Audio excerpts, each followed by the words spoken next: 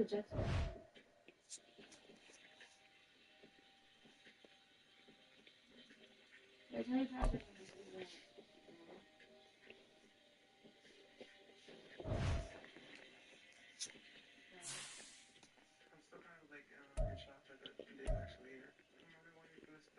really hurt my feelings, Jesse. No, I was talking to you, and you just ignored me. A ghost? Hey,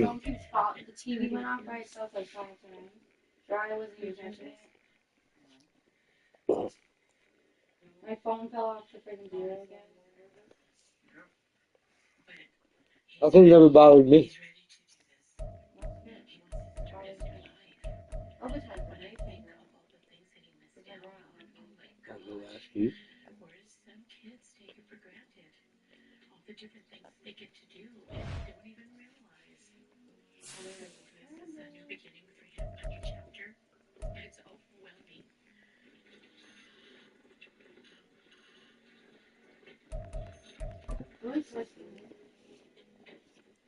Oh, neighbors. Off at NFC player.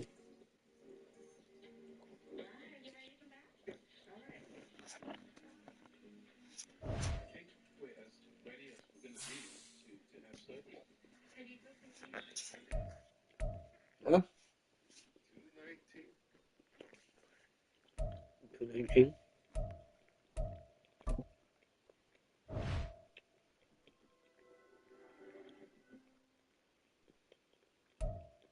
I'm gonna play the Panthers.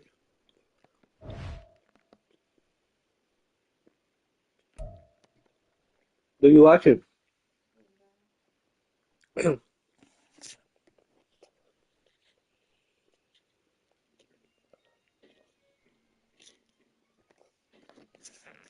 Who's dog?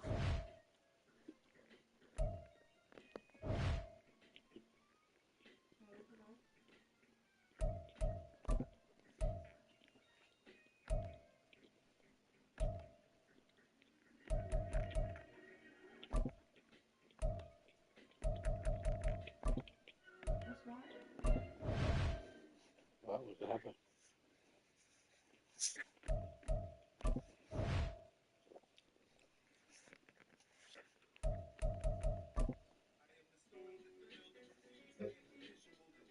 Shut up!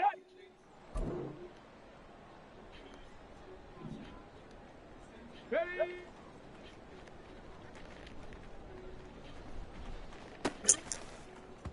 On the ready. Go!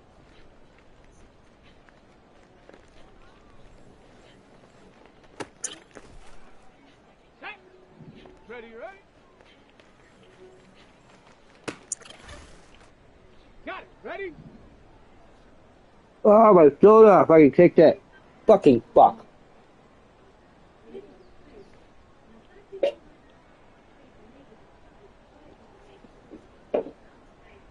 Oh,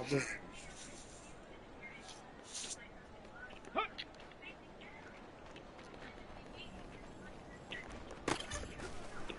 Ready, set.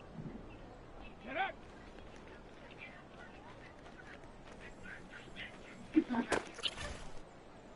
Go! Hot, hot. Let's go. Check out. I'm gonna marry the iPhone thing like the grandpa Okay, did. ready? Ready? Yeah. That was big funny. If I said you, then it's disrespectful. You know what I mean? No, if I said you, you're gonna marry the iPhone.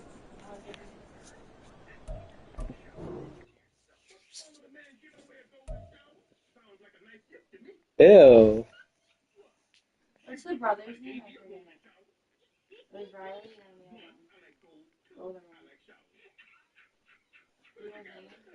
Yeah.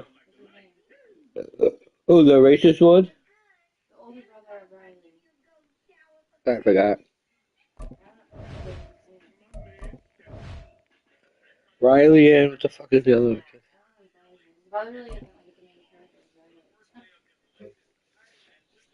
On the double.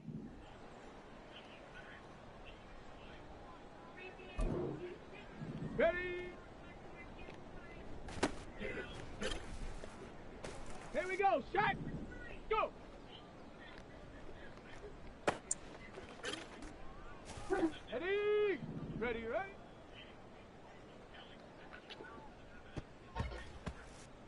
Come on. Set. Hut.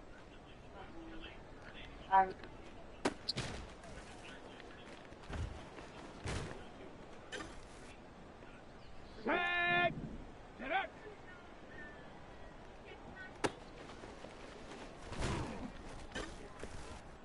Here we go. Hut, hut. Ready? Set, go.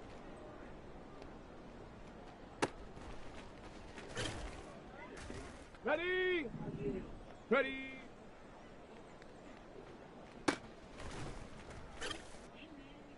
Let's go now.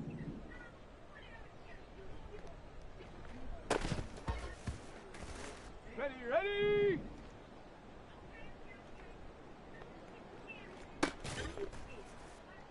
Shot. Ready? Ready?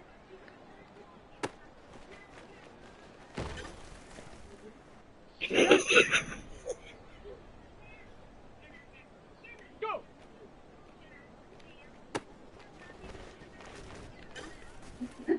Yui. Ready, ready? Set. Hut.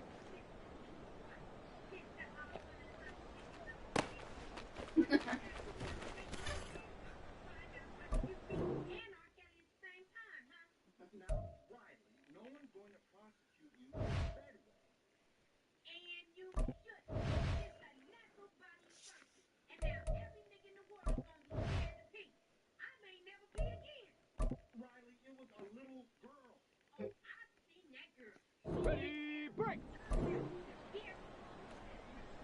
Let go.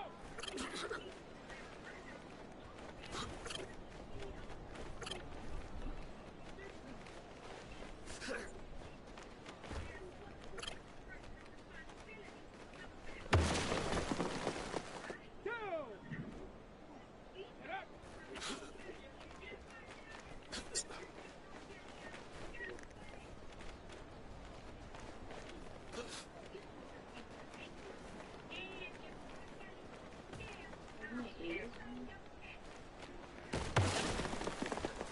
Let's go. Set up.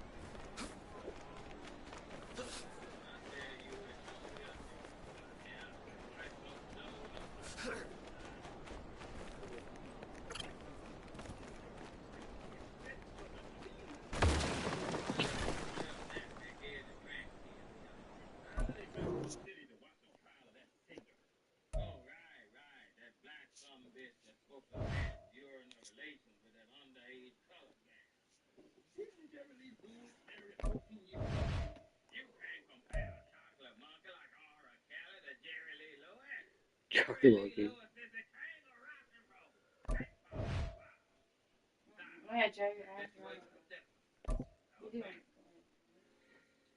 Hey, but it's like his cousin or some weird shit too. It's like his cousin or some weird shit. His cousin? Yeah. Come on. Set. I'm sure they had a kid. Jerry Lee Lewis and that chick ever. Here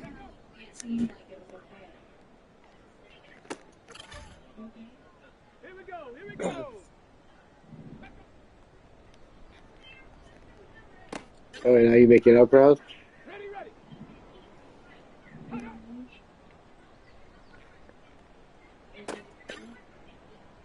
Okay, break. Ready.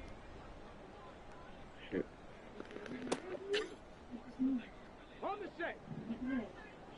Ready. Ready.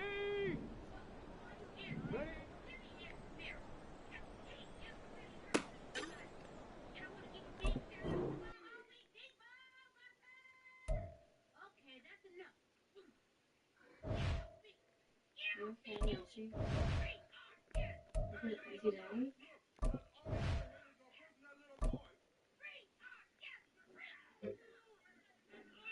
Let's go now.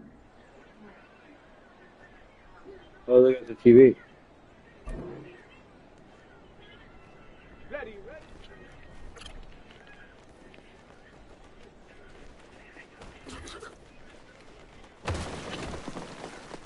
Ready, ready.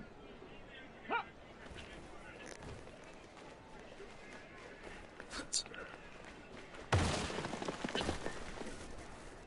Ready. Go.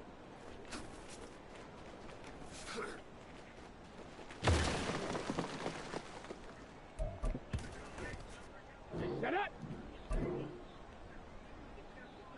Ready, ready.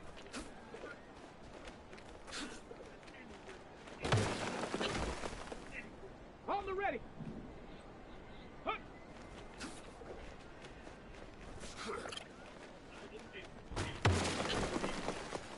Got it. Ready? Set up.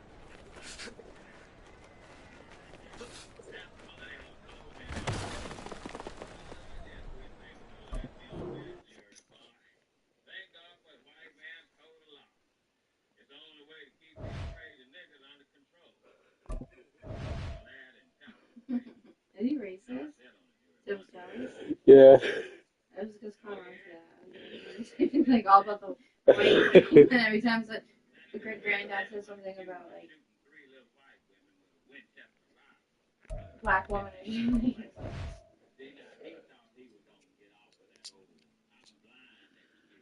Oh, it's you.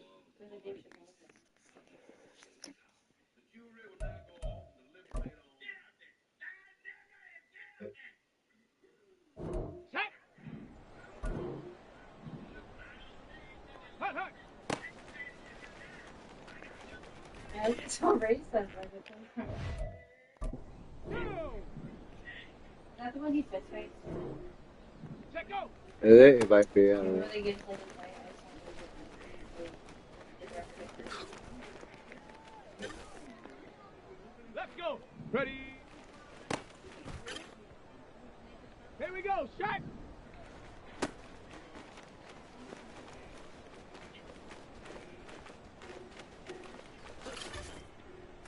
Come on, come on. Set.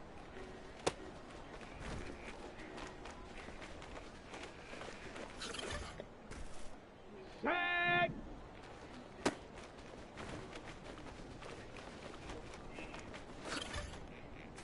Here we go, here we go.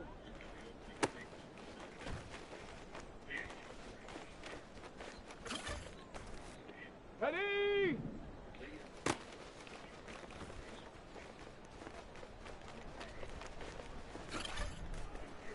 Let's go now.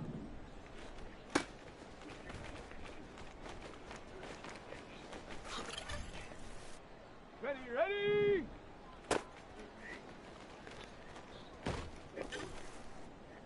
Ready, set, ready.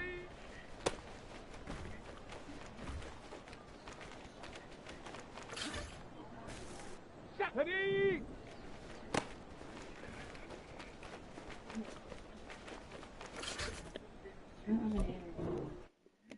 Yeah.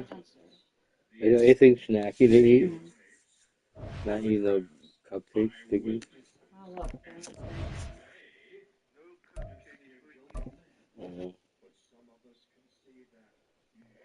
Can you do me a favor before you go? With your bowl? Put cigarette ashes in your bowl if I could. Huh? Yeah. Yeah, okay. How many do I have left? Hopefully more than 3. If you don't have But I need the ashes in the bowl anyway, so it doesn't matter. I'm not smoking. Huh? Is it okay if I don't smoke? With the keef? I got the channel. I I was never. hallucinating. No.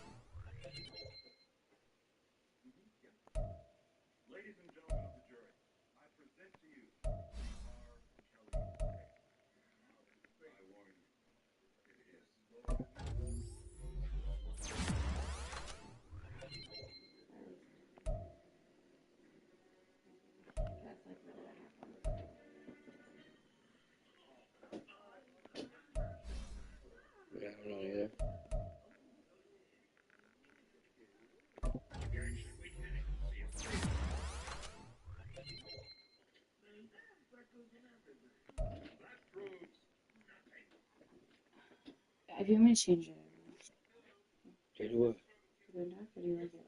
No, it's funny. I think it's funny too, but some of the stuff is actually real. You didn't put any action in here. No, because there's still weed in it. I think there's still weed in it. There, help me smoke it. What? Help me smoke it. I'm just doing that. It's only a little bit. So what? I need to put the keef on top. I need that smoke before I can put the keef on top. What's the best chapstick? That's your face. Huh? Huh? A good chapstick is called That's Your Face.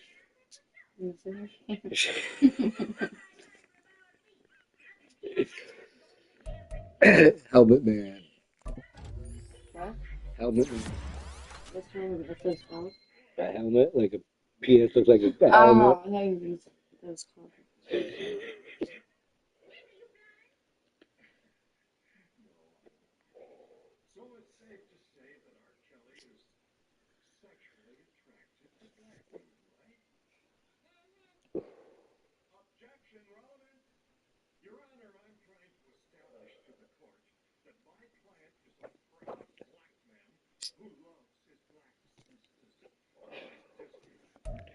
Yo, That's so ridiculous. pretty good for a rookie, huh? Wait, are they just really regular?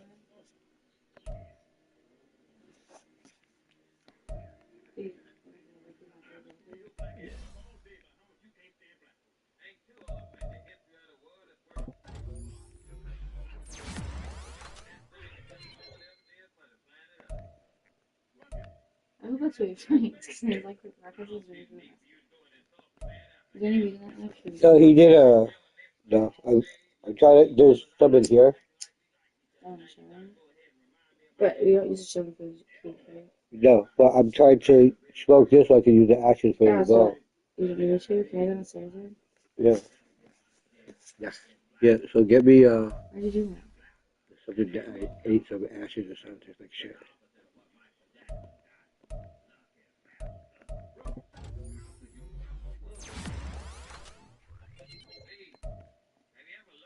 I don't get like any sugar in that.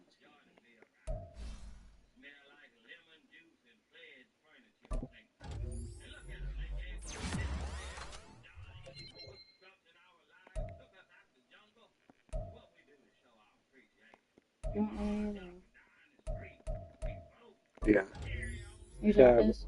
Yeah. I'm listening. That's right. But it's so bad at the same time. I forgot how,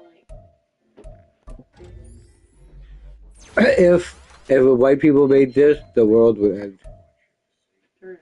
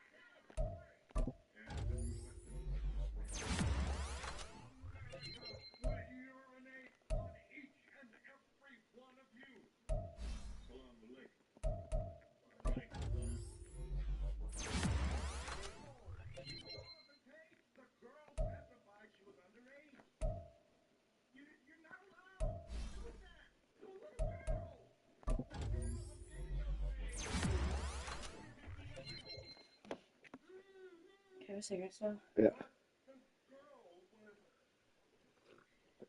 If you're gonna smoke a cigarette, then put the ashes here then. I'll do it.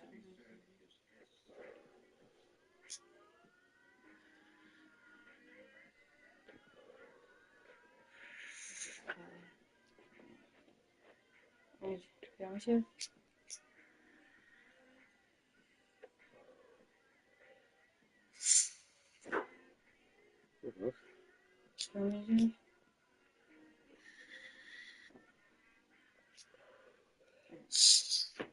There's a whole piece of weed in there. So here. Do you want me to do this? Yes.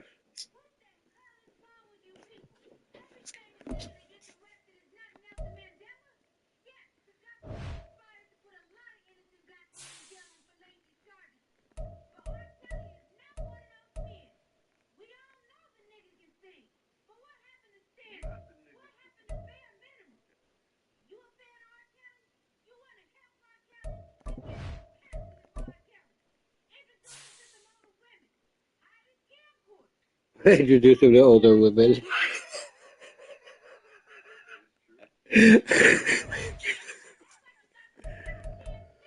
Oh, it's the fucking funniest thing I've ever heard about.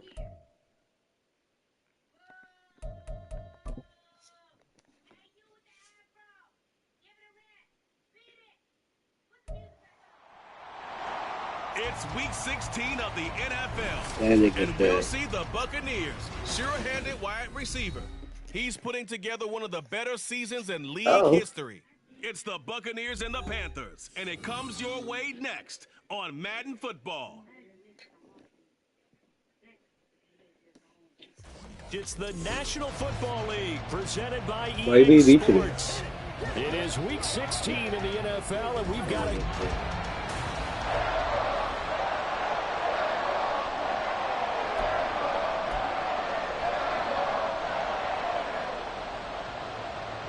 Whoa. The holiday season is upon us. We've got the gift of the NFL as we're underway here in week 16. And he won't quite make it to the 25. So out come the Bucs now for their first drive. And they will be led out by their 6'4 quarterback. And bottom line, when you're the starting QB, what is it? Get the W. Get the W. They did that last week. Right? Got that done. Wasn't always pretty. There were some great moments. He threw 4 touchdown passes. But got to eliminate those mistakes. Got to take care of that because otherwise that could come back and bite him in another ball game. Get it! The drive starts with a run by White. And this will go as a gain of 7 as he gets it to the 30-yard line. White's numbers from a week ago. 17 carries, 63 yards, and a touchdown. They've won 2 straight games, and they've done it with the running game as the focal point of their offense. So in this contest, I don't think about doing anything else. I continue to ride the hot hand that I've established and lead with the runners. Ball on the 30 now. Here's second down and 3. Looking to throw. There you go. Jesus Christ. It's too strong. They get there and take him down. Brian Burns flying in there and dropping him for the sack. I don't think this is the script they had in mind for their opening drive. This is 3rd and long. They'll set up a throw. Oh, what is going on with you, dude? That was their first 3rd down try of the game, and clearly something was off in the execution of that play. Good news, Like, they've got easy a whole game fucking left to throw. clean that up and start clicking on those key 3rd down throws. Jesus. Call it 46 yards on the punt, just a single yard on the return as he was covered quickly. And the Panthers will take over now, 1st and 10. So here are the Panthers now for their opening drive. And they will be led out by a man in his sophomore campaign as the quarterback. We're seeing it more and more in this league, how teams love to have athletes back there taking the snaps, guys who can throw it and move around and get yards with their legs if needed. He's one of the best examples that we see out there right now. He can throw for hundreds of yards one week and then run for 100+ the next. He adds an extra dimension that really confounds defenses when he puts it all together. You lucky nigga. They'll get him down after a pickup of 8, 2nd and 2.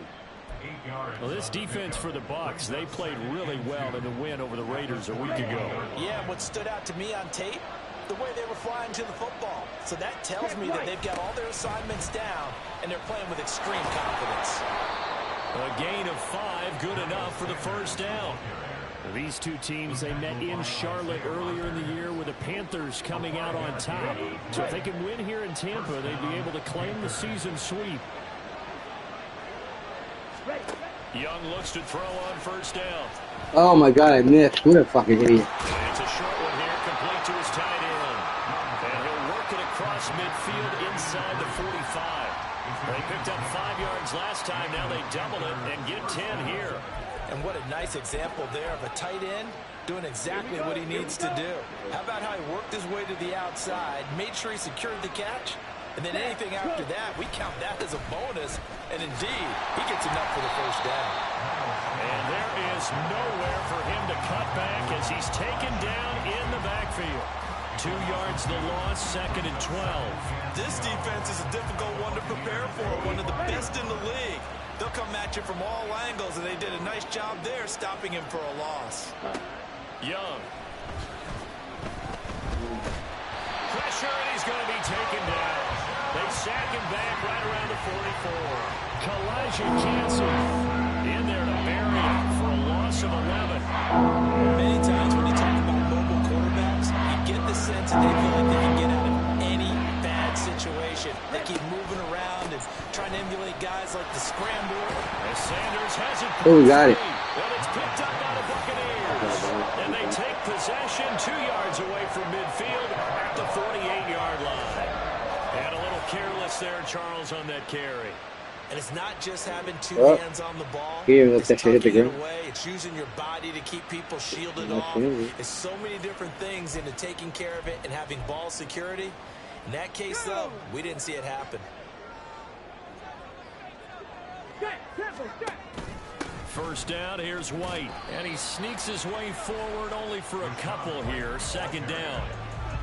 You've got to be impressed by that defensive front on reps like those. They were not being moved off the line, kept their shoulders square, and gave their teammates time to fight to the ball and limit that gain. Now here's a throw that's complete. Past the 20. A big play that time for Tampa Bay. 42 yards. This is what made the West Coast offense a staple around the NFL in the 80s and 90s. You don't have to push the ball deep downfield to come up with big plays, and there's an example of that right there. 1st and goal from just inside the 5. White will score. Touchdown, Buccaneers. Nice job of polishing off that drive, and all the credit there goes to that play prior. Yeah, it certainly does, because after that big play, I think resistance almost felt futile at that point, didn't it? And the very next play, they come right back, quick, fast, and in a hurry, and put it in the end zone. Extra point splits the uprights, and that makes the score 7-0. Set now to kick this one away, and off it goes.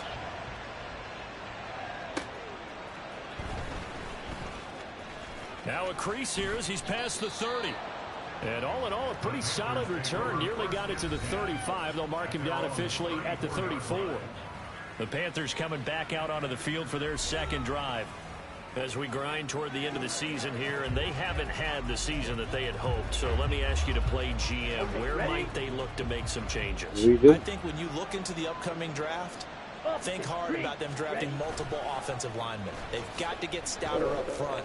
And as a GM always tells me, Charles, this is a big boy league, and big people always end up winning games for you. You look at this defense for Tampa Bay, and this unit very tough to throw against. Currently 2nd best in the NFL. And I'm struggling a little bit trying to really categorize this crew. They're top 10 in the league against the pass, but the bottom half of the league in sacking the quarterback. That doesn't make sense. Imagine if this group ever put pressure on the QB and easily move into the top 5. Give him a gain of 5 on the completion, and that'll leave him with a 3rd and 2. Young on 3rd and 2. Oh, good shit. That is incomplete. Thank you. Thank you.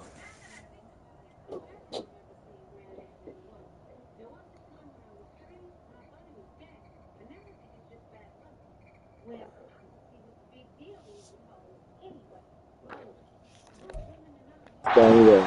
Here in the first quarter on third down conversions. And now they'll look to their defense because they need them to step up so they don't fall further behind here in the early going. Carolina punt team out there led by Johnny Hecker. They only punted twice in the win last week as he gets this one away.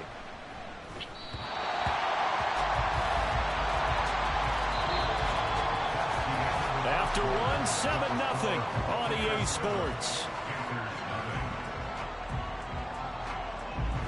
Second quarter now in Tampa Bay. It's the Buccaneers in control of the football, as they'll start with a 1st and 10 at their own 20. The Bucs offense set to begin their next possession. Things progressing to plan so far. Their defense has been solid, and they've got themselves a 7-0 lead after the touchdown the last time they had the ball. And this is no time to even think about, hey, are we going to milk the clock? We just got to do ball control. This is the NFL. 7-0 leads. They don't last very long unless you continue to push the envelope on offense. So the opening play of the drive goes backwards. Now they'll come up on 2nd and 12. They'll set up to throw. Looking deep downfield. And he bats it away, and it falls down incomplete. Zone coverage there, and they were playing deep. That makes it obviously a little bit harder to run by guys. And that time, there's not much of a window to get the ball in there, and it winds up incomplete.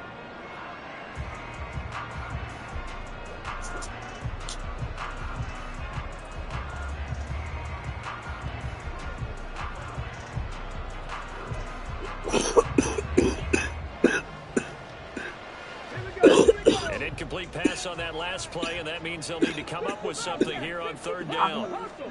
He'll look to throw. He's going to try and go deep again. Oh, bullshit. Intercepted. Picked off by J.C. Horn. And the Panthers are going to get the football here at their own 40-yard line. Illegal block in the back. Offense. Good. So the penalty there winds up on the offense. So obviously it's declined, and we have a change of possession. So good starting field position for him here as they come up 1st and 10. I don't even know the bracket. On play action, Young. Shit. Over the middle, complete into the hands of Trimble. And they're able to work this to the 25 before it's all said and done. It's a gain of 35. Let's just call it as we just saw it right there. A breakdown defensively. Seems like no one went with the tight end, and no one really did. Had all sorts of space in the middle of the field. Yeah, everyone else was covered, but he was not. Big play results. And that'll be incomplete. The flag was down, so they took a shot, thinking it's on the defense. Let's see. And that one was relatively easy to see. I noticed that from up here. Yeah, it doesn't take a whole lot, does it? Sometimes you get multiples. What I always love on these offsides is when each side points at the other. Hey, you did it. No, you did it. They deciphered that one correctly. It takes too much to touch when her is extra. It's complete. Call it a gain of 5 as they move the sticks. Many different ways to create space, but on that play, he did it with that big, wide body of his. Didn't get a whole lot of yardage on the play, but it did what it was supposed to. Pick up a 1st down. A 1st down throw for Young. To the sideline and incomplete. But there's an incompletion, partner, and the struggles through the air continue because so far their lack of passing production has led to a lack of points. Young's incompletion on 1st down leads to a 2nd and 10. Again, he'll drop to throw. Drop 8. To the end zone, but it's incomplete. Defense because their coverage has been playing at a shutdown level so far. Even back to play, numbers and incompletions and fighting to keep them out of the end zone as the first half winds down. Again, it's Young. To the goal line, but it's incomplete. Problems on 3rd down so far in this first half. Relatively small sample size, but they're now 0 for 3. And the average in the league, Thank you. Somewhere around 40% on third down for offenses. So what's the answer to this? Either convert them or don't get the third down in the first place. Get your big chunks of yards on first and second down. So, Charles, they get to them with Let's their hit the first kick out of turnover of offense. the game and then make it hurt a little bit extra with a field goal. And anytime you give the ball up, what's the Let's first see thing whether the they coach can tells his keep it. defense? Don't let them score off of this. You've got to put out the fire. In fact, in 2021, that's what one NFL coach termed his defense. The firemen. Go out there, guys, and don't let them put some points on the board. So out come the Bucs now. And we'll see if they can bounce back from that last drive. In particular, if they can bounce back at the quarterback position, Charles, after throwing their first interception of the ball game. Yeah, and some guys, you know they're going to want to try and get a big play right away and take control back. Others, they're going to look to hit a couple shorter passes, get a little momentum back that way. But for the defense, that goal's not changing a bit. They want another pick.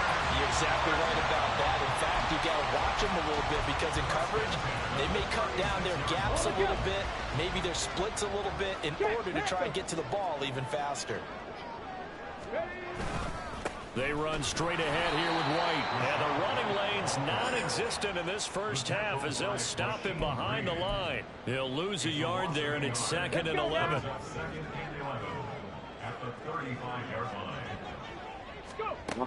Back to throw. He finds his target. It's Evans. That'll give him 8 that time. And it's 3rd and 4 now.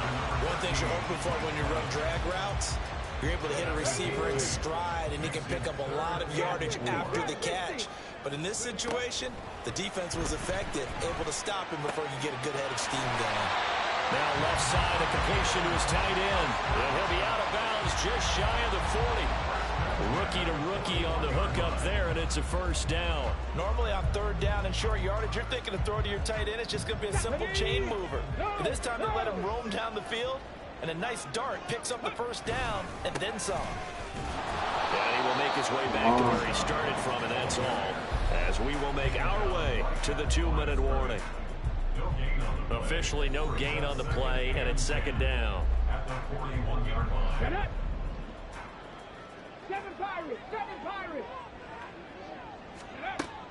He'll look to throw. Flush to his right. Pass incomplete, but the flag in the backfield, and this might be a roughing call. Personal foul, roughing the passer, defense. So a roughing the passer penalty and an automatic first down. And that's the mark of a bad team, partner, because that's an easily preventable penalty, but they just didn't take the proper steps to make it so. Here's White. They set up the screen. And he's going to be out down inside the 20 at the 15. 11 more on that one and another first down. And when you're throwing the ball downfield really well like they have been on this drive, it's really a nice time to work one of the screen plays in. One of my favorite play callers in the game has always told me he starts every game with 10 to 12 screens because if he starts feeling the pressure from the defense, he uses their aggressiveness against them. Throwing on first Well, fucking down, Evans. this one The winds fucking up to big be ass nigga for incomplete. nothing. Mike Evans, the one he was looking for. And now it's 2nd down.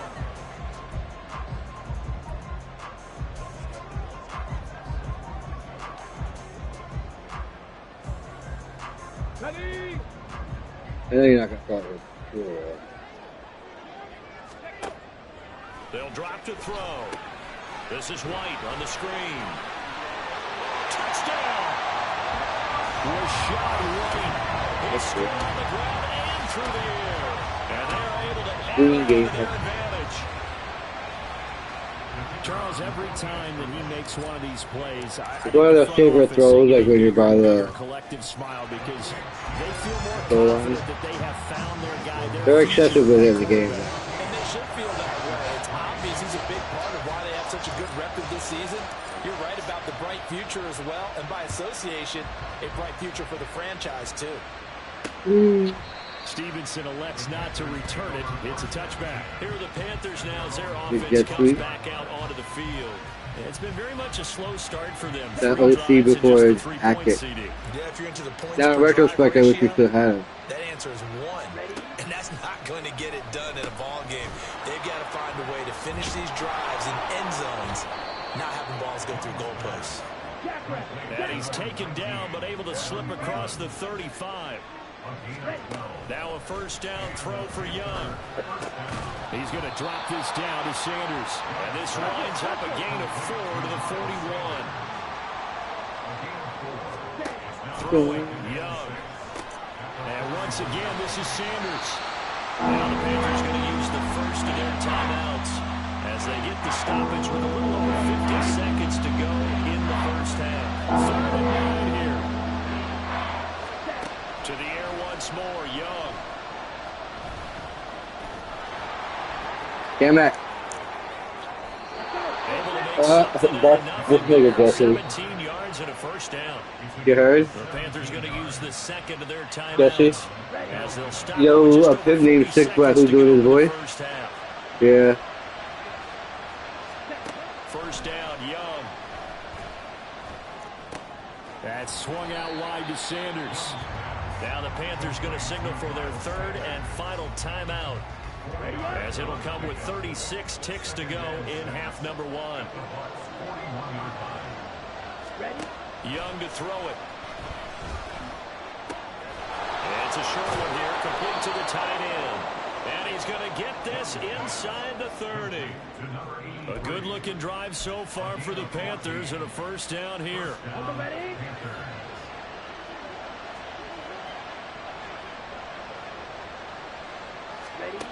Young will set to throw. Going to throw deep for the end zone. And that is incomplete. Similar to a shooter in basketball, just connected on the previous shot. They run another set for him on the next play. Now, we had a guy who made the catch. They tried to get the big one downfield, but came up empty. The kick by Pinheiro is good, and that will do it for this first half. So we have reached halftime here in what's an 8. Well, we're in the latter stages of this season. Everybody's getting antsy, so antsy that we're going to skip the halftime and get ready for the 3rd quarter.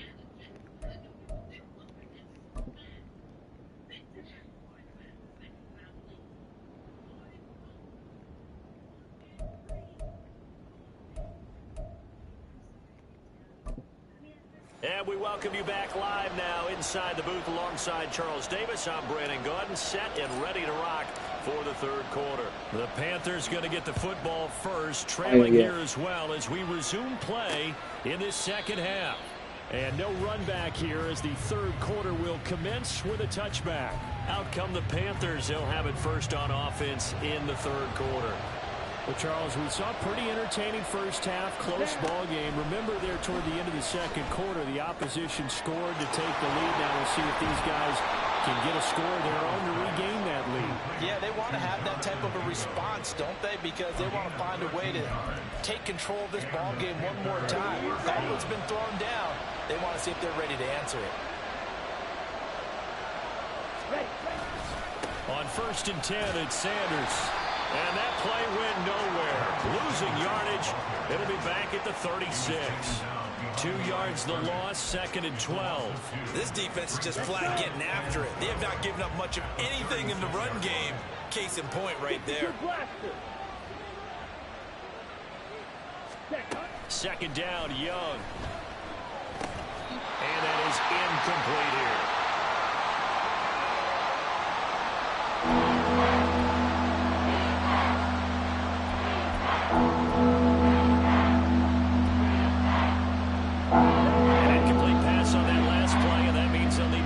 Something here on 3rd down.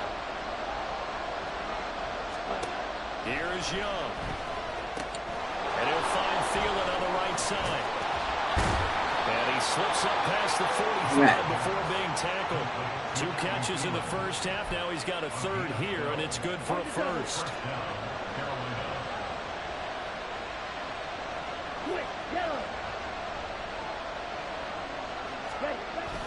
Up the middle they go with Sanders. And he's able to get across midfield and down into Buccaneer territory.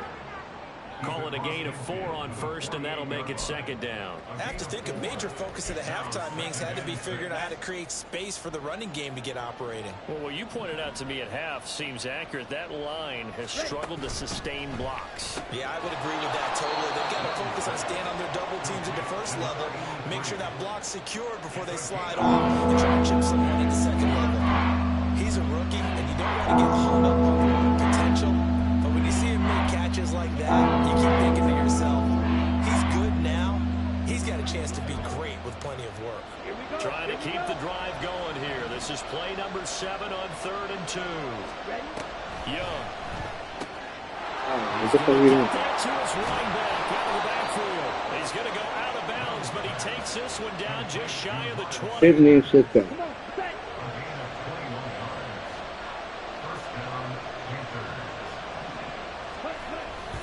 They go back to the ground with Sanders. Give him 5 on the carry there, and it'll be second down. Well, they're hoping that the second half is better for him than the first half. They've got to find a way to get him going. He's a big part of their offense. Now 2nd and 5. 5-6. Young to throw it. And he's got his man on the out route. And the Panthers are going to have a 1st and goal as the tackle made at the 10-yard line. And Charles, with that completion, I'm told that puts him over 3,000 yards passing now on the campaign. And Brandon, nowadays your leader's usually closer to 5,000 yards on the year, but still 3,000 yards. Yeah, good a moment. good season. On 1st and 10, Young. And he's got it. Touchdown, Panthers. Ian Thomas, his first touchdown on the year. And the Panthers have come back to make it a 2-point game. The Young's going to throw for this. And unable to connect. They don't get the 2-point conversion here. They made the decision to go for 2. They didn't get it. They remained down by 2 points. Should they have kicked it there? 3rd quarter, I'm okay with it. Maybe 1st or 2nd, you don't. I don't know what you think. Yeah, again, I keep coming back to I don't like to chase a lot of points, but I also don't know what getting an extra point being down 1 does for me. Here comes the Buccaneers offense. They get their first reps of the second half. But Charles, they still have the lead despite their defense giving up a touchdown on the previous possession. And even though they have that lead, it feels like a back-and-forth ball game where to try to get momentum back, maybe they need at least 3 here on this drive. I think you're right about that, Brandon, because your game plan doesn't change. I do believe your urgency does because of the last score that went against your team. So what you want to do now is and try and make sure that momentum stays in your All those fucking blockers like they're trying to step into a fucking throw. Second down, but it'll wind up incomplete. They geared up and took the deep shot downfield, but it turned out it wasn't one-on-one coverage. Extra defenders in the area, and that one winds up incomplete. He's going to go up top again. Oh. And he knocks the ball away, and it falls incomplete. And that's a really good job there defensively. They went into this possession knowing that they needed to get a stop. They're in a tight ball game, and they got it done. Great work to force the 3 and out. Got the football right back for their offense. They've got to go to the sidelines feeling pretty good about themselves and encouraging their offensive mates to get some points. So possession goes over here on the punt. And it will be the Panthers' ball, 1st and 10. Smith red. Check pink. Yellow. Line. They start on the ground here at Sanders. And this will go as a gain of 7 as he gets it to the 30-yard line. Getting had a ton of success here so far, but you get the feeling that he might be on the verge of popping one. Yeah, even on that one, there was a little bit of a hole, but it closed there quickly at the end. On 2nd down, Young. But that's complete to Sanders. And he'll be brought down shy of the 40 at the 38-yard line. That one, a 1st down pickup of 8. Here we go.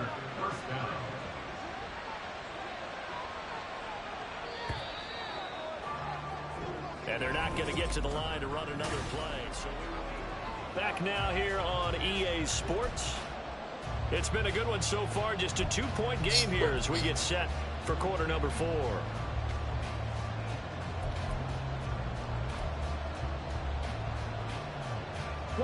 So here's a 1st and 10 at the 38. Blue check. Switch, yellow, check white. On the counter now, it's Sanders. And they will only muster a yard here to the 38.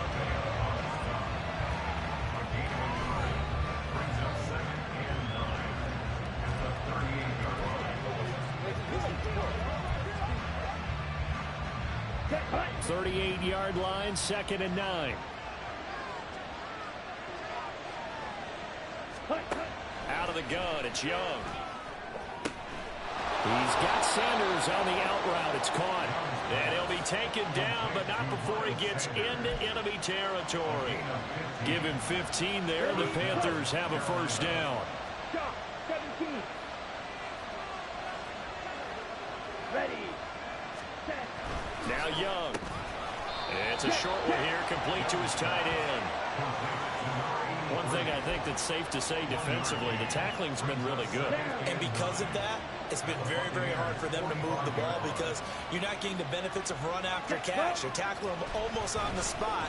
That means you have to run extra plays, harder to move it.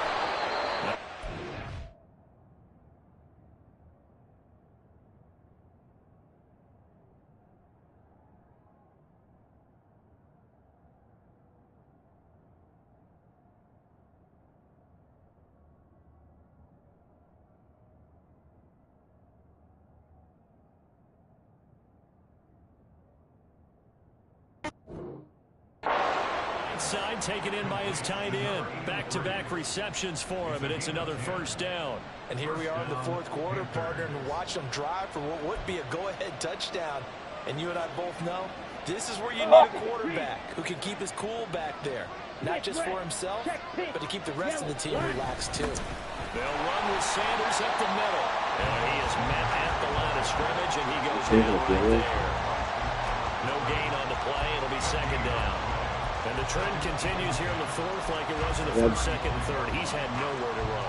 And you're probably thinking to yourself, why do they keep feeding him the football? Well, they trust him first and foremost. They do believe that over time he might actually pop one of these runs. But the bottom line is he takes care of the ball well for them, so they'll keep handing it to him. Yeah, this will be a gain of 5 as he gets it to the 30.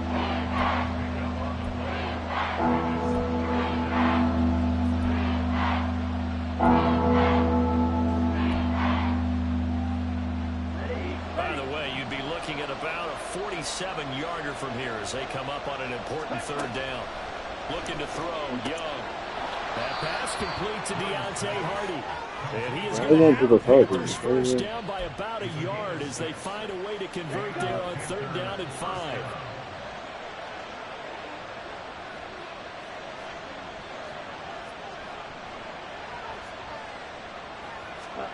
Young. It's a short one here, complete to the tight end. They gave up the completion there, but this is what zone defenses count on. Catching the ball and not much run after the catch.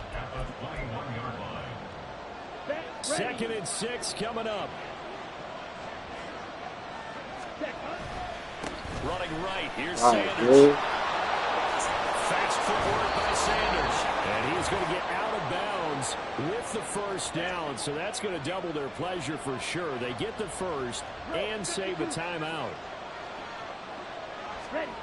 Here's Young. Able to get away. Really? That's bullshit. No.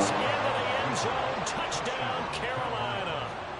Bryce Young with his 19th touchdown. Bryce Young, that little light motherfucker? I doubt it. Have moved out in front here in the fourth quarter. They do tack on the extra point as well, and the lead is up to 5. The Carolina kick team is out there ready to go, and they kick this one away.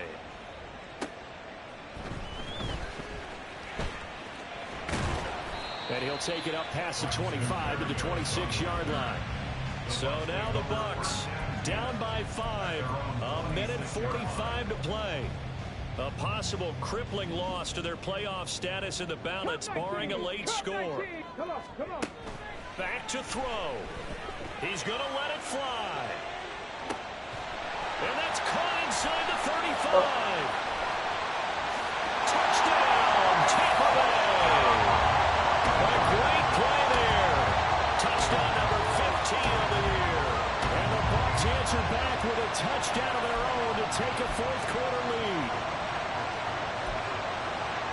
Charles, kind of the future of this franchise on display right there. You had a rookie throwing it, a rookie catching it, and taking it into the end zone. Could you imagine if we were in the owner's box right now and we could look at the front office and see the grins on their faces, to see the present making plays and knowing what the future will bring with these youngsters going out and making big-time moments happen for this team. Oh, shit. No, it's 2 points their way. I'm going to fucking lose. Motherfucker. And he takes it all the way back. It's a pick two, if you will, as that play backfires in a big way. Out is the kickoff unit as they run up and send this one away. Stevenson elects not to return touchback. Now the Panthers offense, they get set to come back onto the field. And this game not quite over yet. And we'll likely see them take all 3 timeouts defensively, so they can't just kneel this one out. They're going to have to try to run a few plays. You're exactly right. They've got to get a first down and make them use up all their timeouts in order to feel like they have this one in hand. Now the Bucs going to use the first of their timeouts, as they'll get it with just over 90 seconds to go in the ball game. Ready? He's going to get it again. Just looking to get forward and protect the ball. And able to get this one across the 45 before he's brought down. The Bucs going to go ahead and use the second of their timeouts. And they'll be disappointed to have to burn one there after giving up the first down. Quick, yellow, check white. Up, green. Another run with Sanders. And he's able to get across midfield and down into Buccaneer territory. The Bucs forced to use their third and final timeout as they'll talk things over prior to this upcoming second down play. Now Sanders, and they'll get this just to the 47, 1-yard gain. I like that run right there, partner. Not the flashiest run, not the one that's going to break for big yardage, but he understands the situation and taking care of the football paramount. He got it done. Nursing that slim lane, you're exactly right. Hold on to that ball. What I should have let them do is score. Can't go with it. The only chance I had is I let them score. Now as they take a knee here, and they're going to escape with a 1-point victory. And how about this finish? Able to take a knee, run out the clock, and close this game out by 1 point. You talk about how many coaches we talked to? They all said the same. All I want to do is win by 1 point. That got tested in this one. Yep, and that cliche rings true. A single penny separates this one. What a game we were treated to in this one. Pissed And off on right that now. final play, they had a chance. They had the That was right. I definitely hit my head.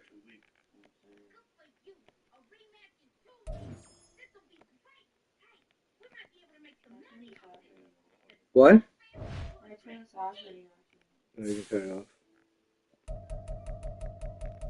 Okay.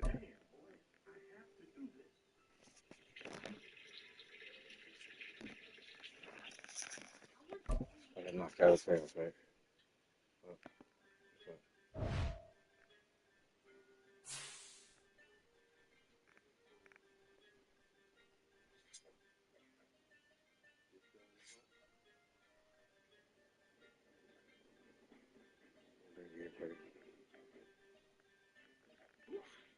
What time is it?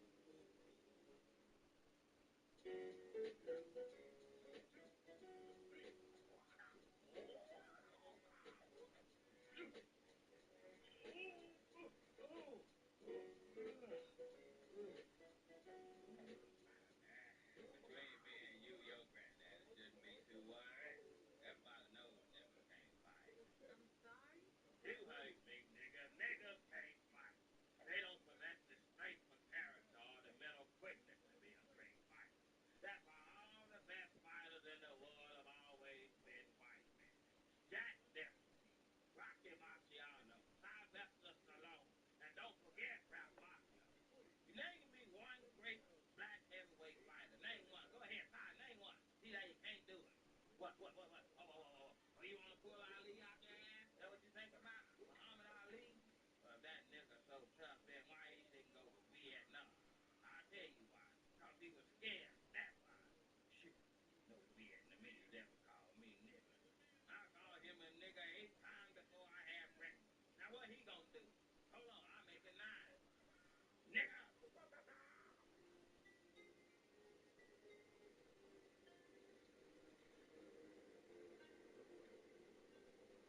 I don't understand why I'm blindfolded.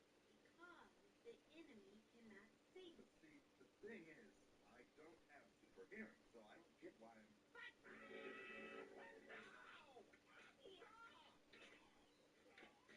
Jean-Claude Van Damme, best martial artist in the world. He killed a man with his butt cheek out. Steven Seagal, David Carradine, Chuck Norris, too. Walker, Texas Ranger. Now that's a karate man right there.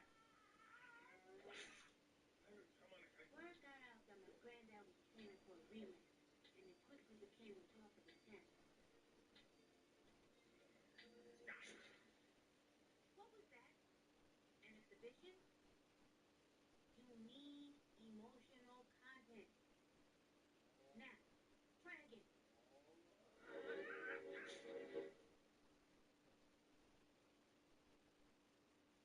Damn! That hurt! Damn it, boy! Ooh! Ah! Ooh! Everybody knows nigga climb trees, not kick 'em.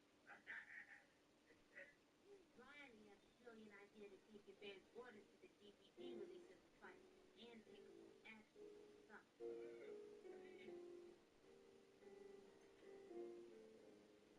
He hired a strict team to create the necessary hype.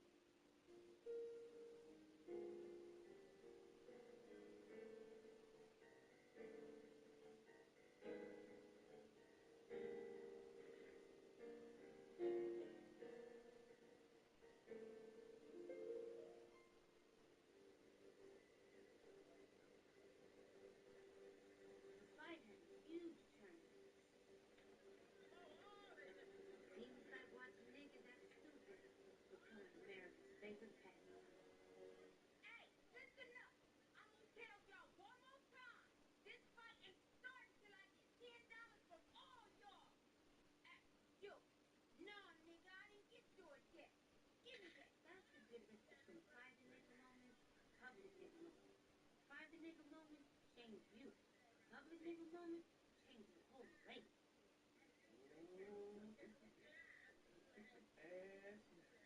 Granddad, the only way to win is not to fight. That's right, Robert.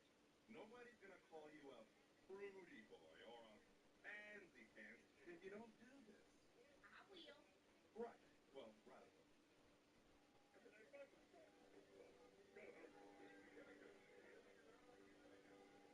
You scared? Yeah. You scared? Meet your bitch, nigga. I can smell the bitch in you. Ooh, that's bitch. Bitch. You must have Alzheimer's, old man. You already forgot that ass whooping? Uh-oh. Wow, I hear you. And as I watched Stinky Animals finally around the ring, I had a terrifying realization. He wasn't a trained swordsman. He didn't have super hearing. He was a blind old man who had just gotten lucky. Granddad! Wait! No! Stop!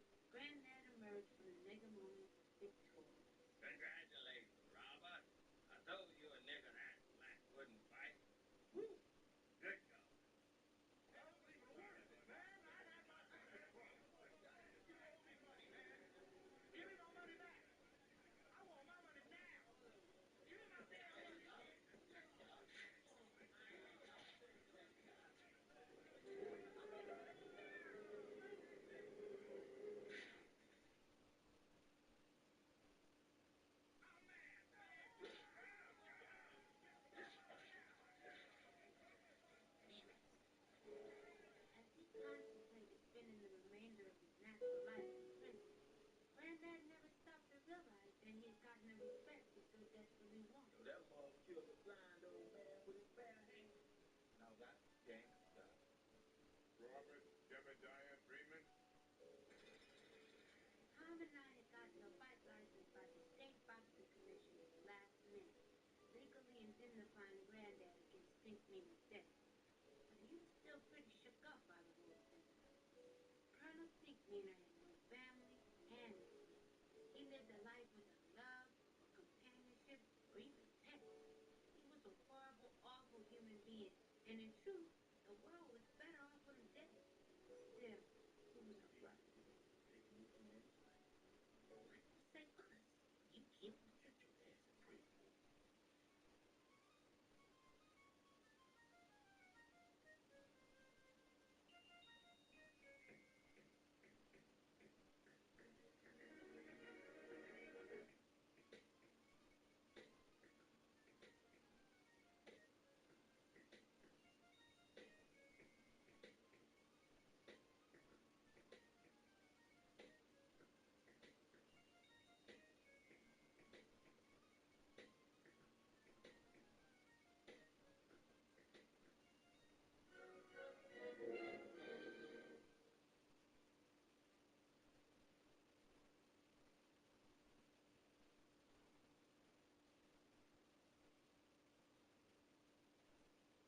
I am the stone that the builders refuse. I am the visual, the inspiration that made Davis into the rules. The spark that makes your idea bright. The same spark that lights the dark so that you can know you're never in light. I am the ballad in your box, the bullet in the gun, in the glow that lets you know to call you from the sun. The story that just begun, the promise of what's to come. And I will remain a soldier till the war is won. Yeah, fucking vote.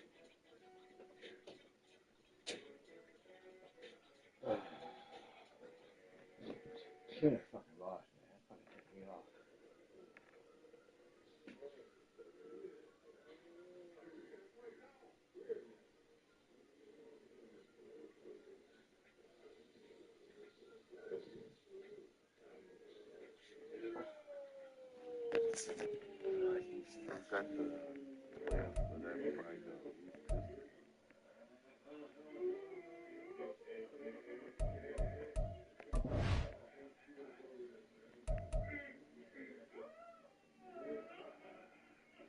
Fuck.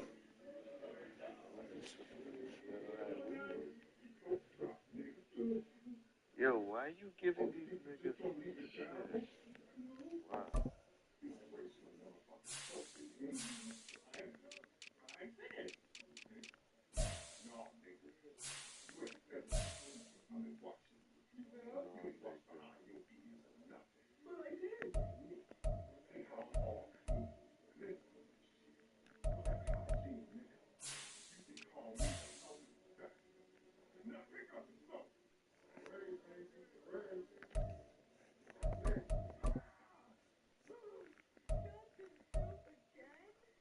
Tom Dubois' greatest fear was being sent to prison and anally raped.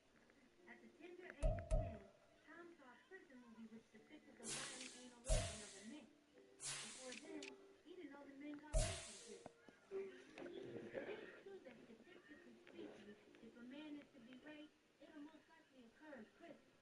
That fact scared straight-laced Tom even straighter. Oh! My back is cracked. That shit hurt. Black boys. What are you doing? Just smoking a joint. You want a hit? Yeah, right.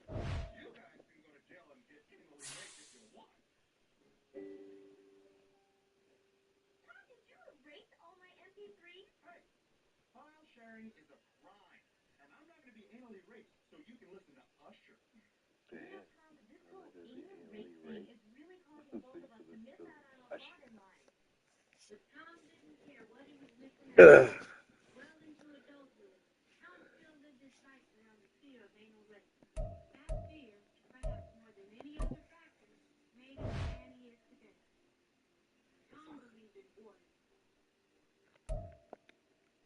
He obeyed every traffic law. He had never as much as broken the speed limit. You drive like an old bitch. Tom grew up to be a criminal prosecutor, which ironically enough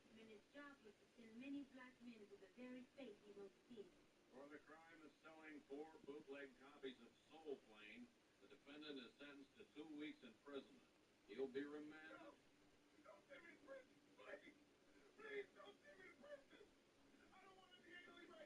Tom knew firsthand that a black man didn't have to do much to go to safety. Sometimes he didn't have to do anything.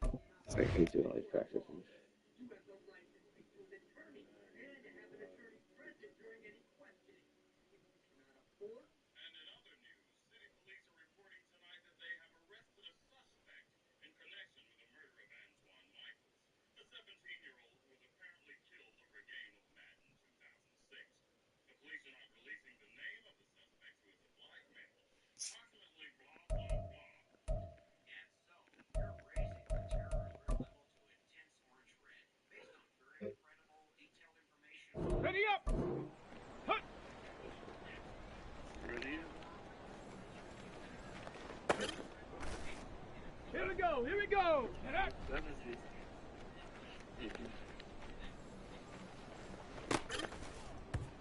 Ready, break!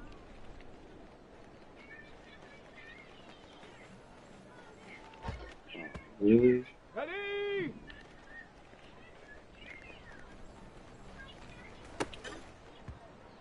Let's go now!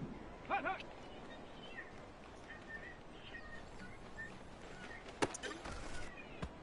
Ready, ready!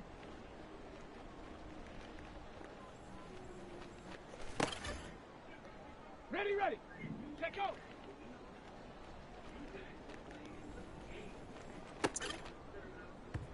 Shot! Ready!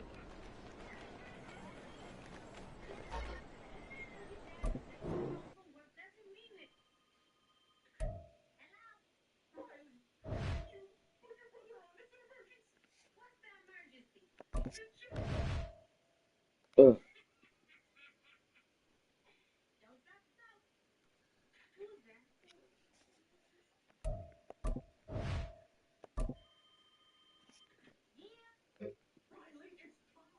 Shut up! Ready!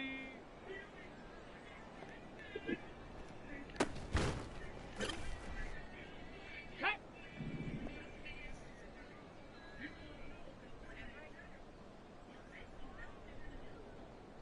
Ready!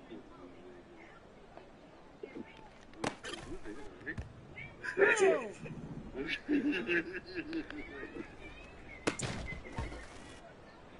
Let's go! Go! That's a show I gotta buy on DVD. That's a show you gotta buy Okay, the break. whole series on DVD when you have it. On the set! Ready, ready? You're funny.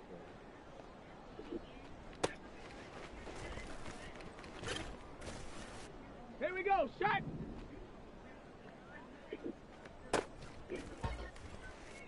On the ready!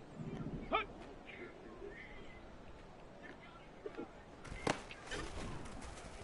Got it! Ready? Get up!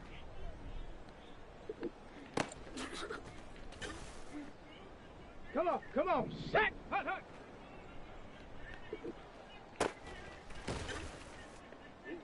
Set! Set, go! Here we go! Here we go! Ready?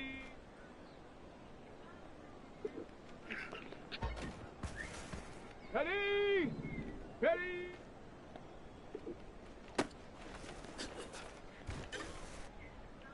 Let's go now!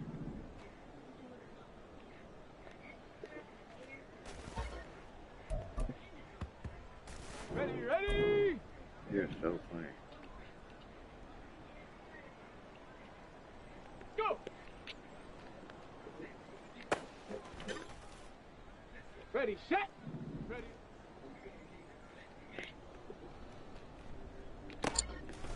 Really? Okay, ready?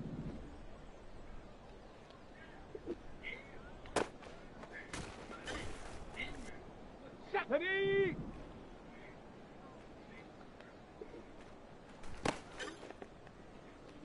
Set up! Hut!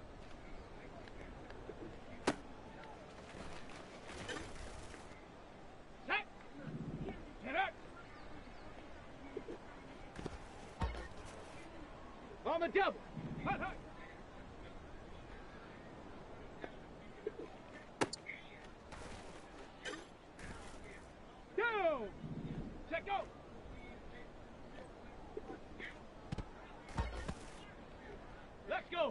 Ready. Here we go. Shot.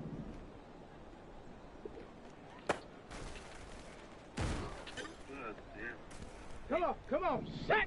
Ready.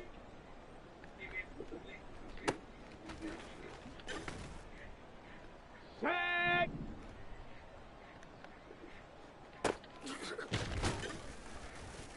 Here we go. Ready.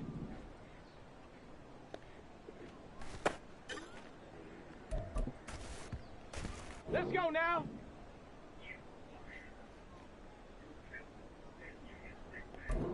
Go. Ready. Ready.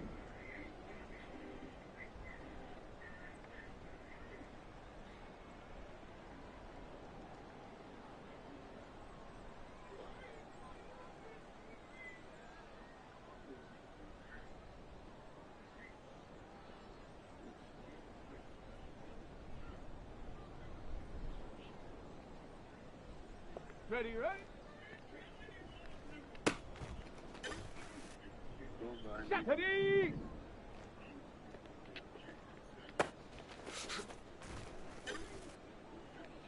Shut up.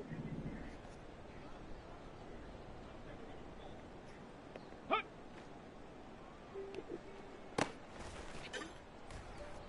Ready.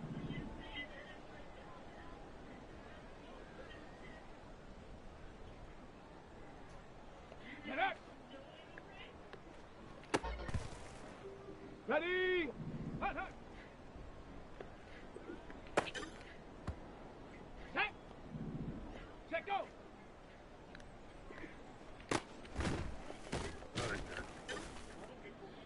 Down. Ready.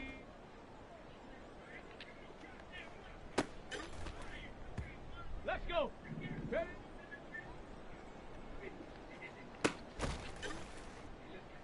Here we go. Shot.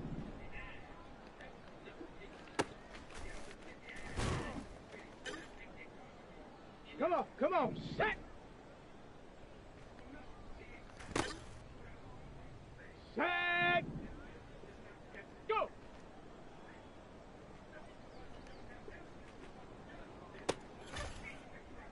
Here we go.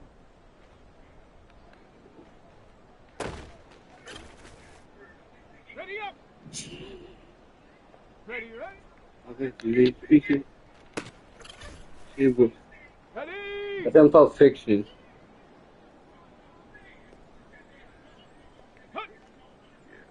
That's him. Yeah. That's what he plays in Pulp Fiction. He's the nigga trucker on that shit. What a game. He playing a white guy. That's the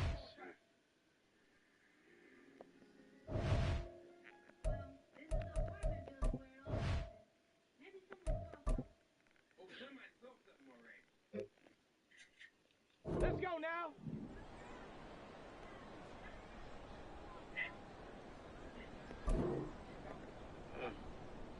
Let's go.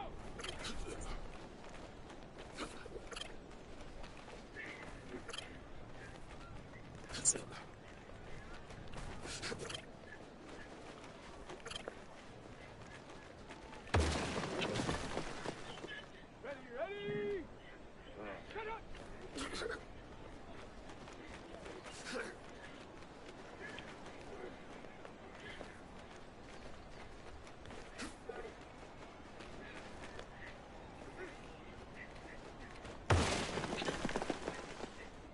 Ready.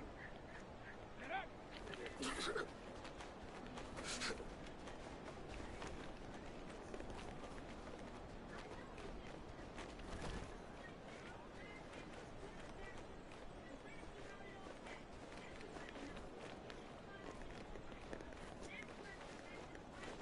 That's what, damn it.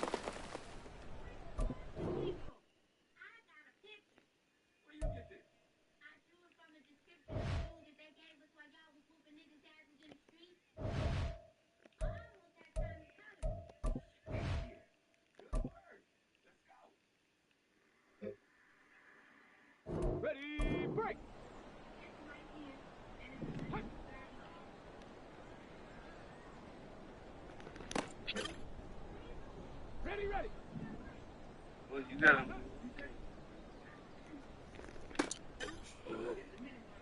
Set up. Oh shit. Okay, break. Set up.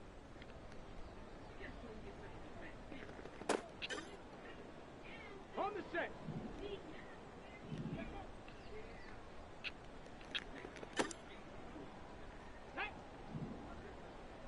Ready. Wow.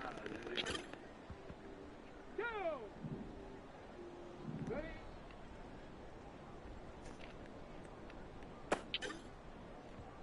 Let's go. Ready.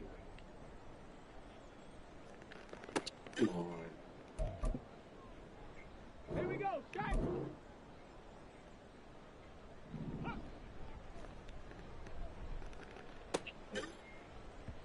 On the ready.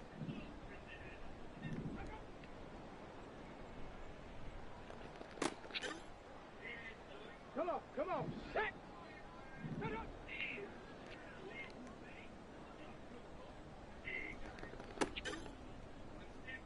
Set. Ready. Here we go. Here we go. Go.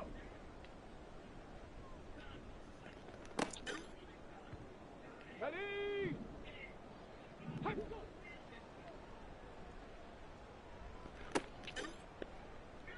Let's go now. Ready. Ready, ready.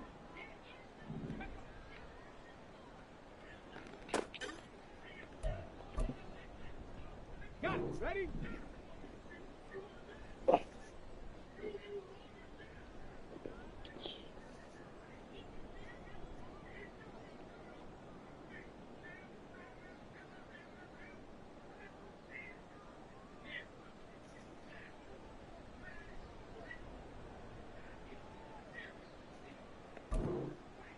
Terrace descent, that's funny.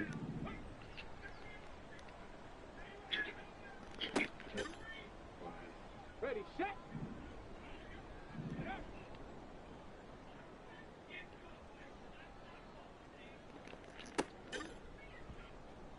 Ready.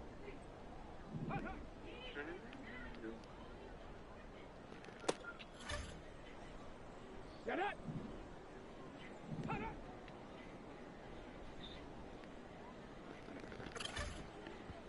Okay, ready?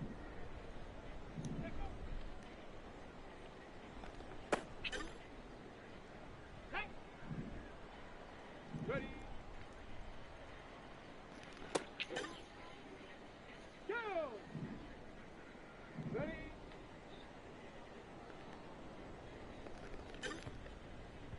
Let's go! Ready?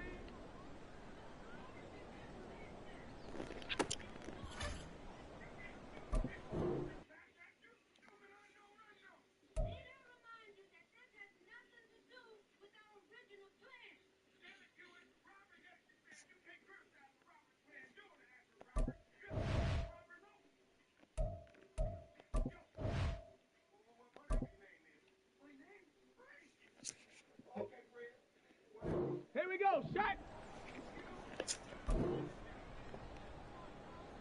Ready, ready?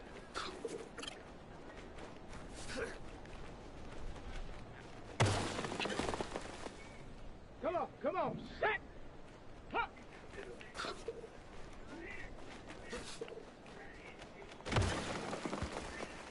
Set!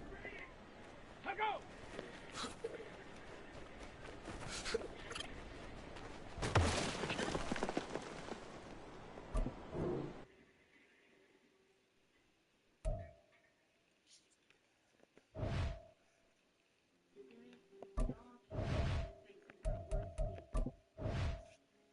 Sometimes there's no such thing as happy ending.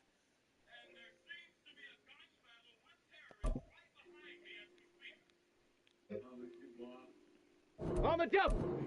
Go!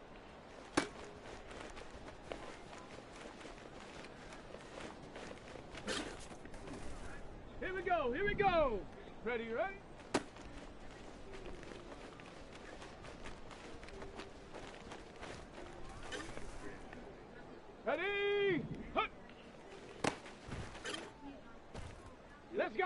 Get open.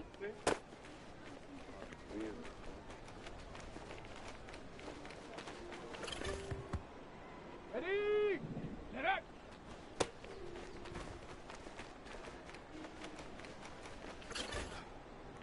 Ready? Hut, hut. Ready, ready.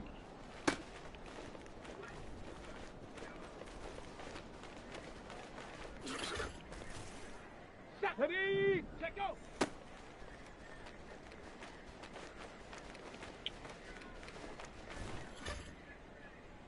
Set up. Ready. Set. Ready.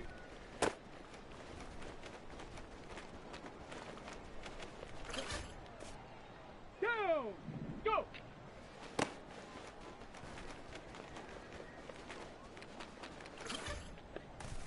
Let's go. Ready, ready.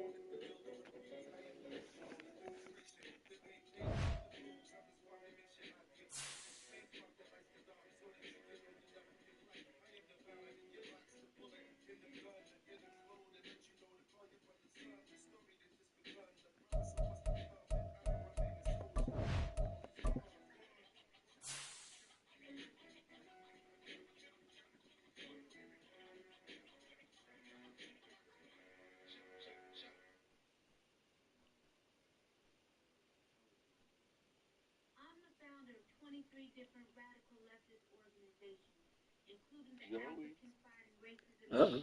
Depression or I'm the founder of 30-something radicals. It's week 17 of the National Football League, and we'll see the Buccaneers, sure-handed wide receiver. He's putting together one of the better seasons in league history.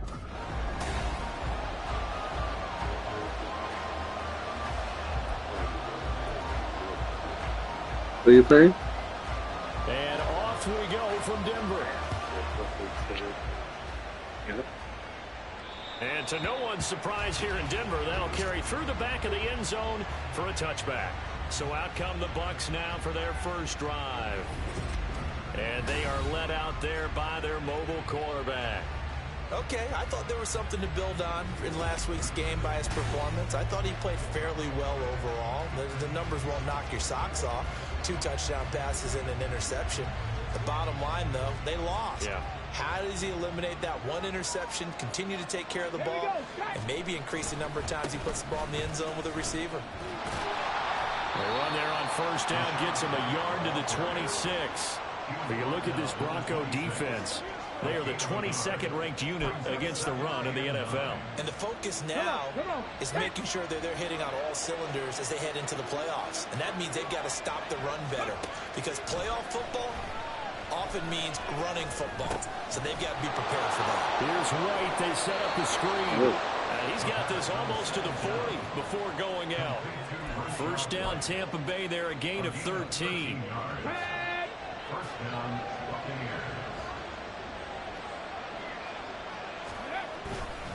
They'll go up the middle with White. And he maneuvers up the middle for 3. And it's second down. The Buccaneers at 9-6 now. And Charles, they were losers last time out. What do you think they need to do differently here? Well, I don't think it needs to be as drastic as burning up last week's game tape or not watching it. But the attitude has to be what's done is done. Let's move on. Got a man. It's caught at the 6-yard line. And in for the Buccaneers touchdown. A big play there with his 16th touchdown of the year. And the Buccaneers get the upper hand as they're on the board first here this afternoon. I'll let you do the analysis, partner, but with every touchdown pass this young quarterback throws and with the success that his team has had, I just continue to be more and more impressed. Let's both do the analysis. Impressed. Aren't we both? Yeah. I mean, and why shouldn't we be? We've seen him improve throughout the year. We've seen him settle in now, and you can see the confidence of the team has grown. His confidence has grown. I think that everyone around this guy feels good about what they've seen, and it's also safe for him when he's driving home to turn on Sports Talk Radio. He's okay. The kickoff team on the field now as they will send this one away. And that'll carry over the back line of the end zone for a touchback. So here are the Broncos now for their opening drive. They'll be led out by their 5'11" quarterback from Wisconsin by way of NC State, and that's Russell Wilson. And I thought it was a really nice performance last week by him. 3 touchdown passes. I think that signifies exactly what he was getting done. He did have the 1 interception. But that's the ratio you say you're okay with, right? If you go 3-1, you're going to be pretty happy over the course of a season. And let's face it, he'll never blame the receiver publicly. But behind closed doors, he probably told his agent, hey, what's the deal? I should have had a perfect game.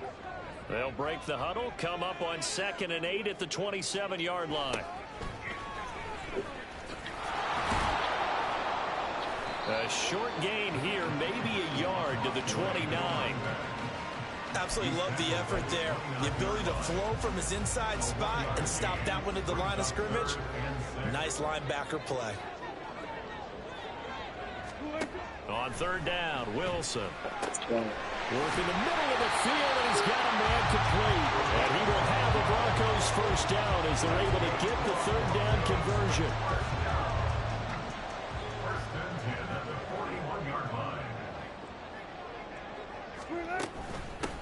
From the gun, they'll try to run it. And able to break 1 tackle, but then quickly brought down for a nice little gain. 7 yards on the pickup there, and it'll leave them with a 2nd and 3.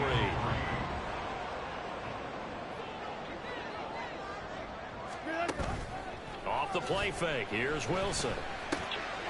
Man open. He's got it complete to Cortland Sutton. And this is going to lead to another first down as the tackle's made at the Bucs 37. It's a pickup of 15 and a fresh set of downs. So from Buccaneer territory now, it's 1st and 10 at the 37-yard line.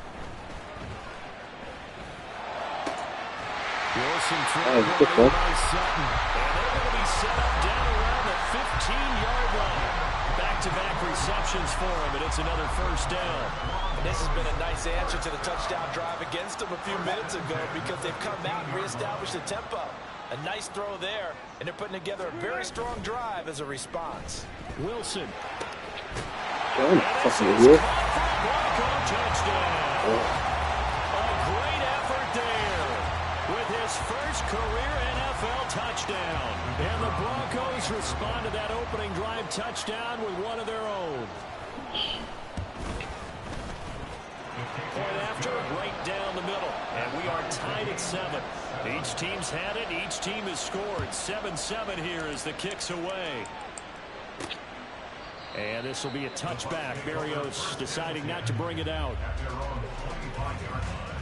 With the Bucs offense making their way back out on the field, let's take a look at the playoff picture, Charles, coming into the weekend in the NFC. And with the final fortnight of games upon us, teams jockeying for position. Some of these games really starting to take enormous importance as they always do this time of year. I like how you use fortnight. I am impressed. That means 2 weeks, if I'm not mistaken, correct? But how about exactly what you're talking about? Going down the stretch, how much importance is placed on these games? Look, everyone talks about every game's important. When you get to this time of year, maybe that importance gets quadrupled. And that's where we are right now to see who can make their last run, their last push to get into the playoffs. 19 tight, 19 tight. 19. Ready. Back to throw now on first down. Throwing right, and that's complete. And he'll be out just a yard or two shy of the 30. Good yardage after the catch. Is that play good for 30 and a first?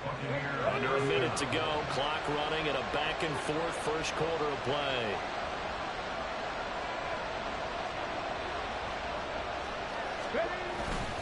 Now a give up the middle. This is White. And a fast footwork by White. And he's brought down, but not before he reaches the 8-yard line. 41 yards rushing for him now, and he's only carried the ball 4 times. Would you say this offense is locked in right now? They're having no trouble on this drive. What is it, 3 plays, 3 first downs? Yeah, you talk about on the march. They keep this up, they'll get to that end zone real fast. He completes it right side to White. All that for a 2-yard gain, 2nd down. There it is, the defense waking up after 3 plays that hurt them. Finally, they stand up. They have a little pride, too, you know. 3 straight first down type plays. Yeah, they wanted to make one stick on their side, didn't they? 2nd and 6. And that one is incomplete. And it also concludes quarter number 1. 7-7, our score after 1.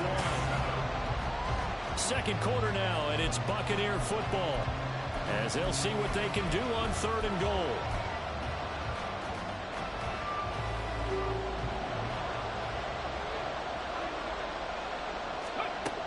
They'll look to throw. Escaping the pressure right. And he's into the end zone for a Tampa Bay touchdown. A 6-yard touchdown run. And the Bucs have taken the lead. Extra point right down the middle. And that makes the score 14-7.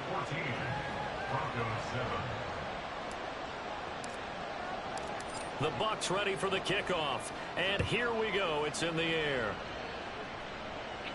And they will not get a chance to return this one as it's through the end zone for a touchback. So now the 2nd drive offensively coming up for the Denver Broncos.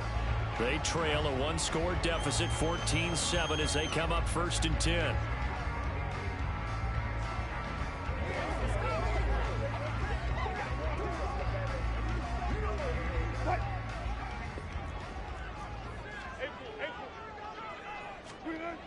Here's Wilson. That's complete. It's Greg Dulcich. And they're able to get this one across the 35. Nice way to start the drive. A gain of 12 and a first down.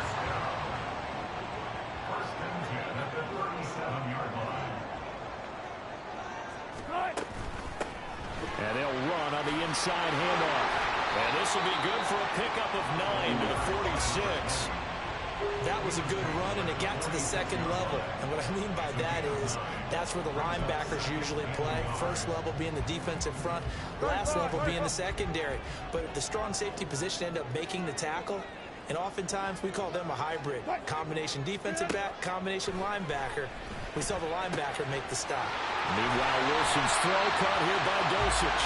And this is going to lead to another first down as the tackle's made at the Bucs' 29-yard line. A really nice gain of 25 yards. So from Buccaneer territory now, it's 1st and 10 as they're down to the 29-yard line. Throwing there, but this pass is going to wind up incomplete. So it looks like they still have some fight in them on this series because it seemed like things were headed for the red zone. But if this defense gets 2 more stops, they can keep them out of that area. 2nd and 10, a very chilly day here, but no snow. And I got to say, if it's going to be this cold, I want snow. You should see Charles' face. He's looking at me like I'm crazy. And he'll go out of bounds inside the 15-yard line. It'll be a pickup of 16 and a Bronco first down. Now Wilson. Over the middle, complete to Judy. And he's going to get a solid gain of 9 before being brought down. 2nd and right at a yard.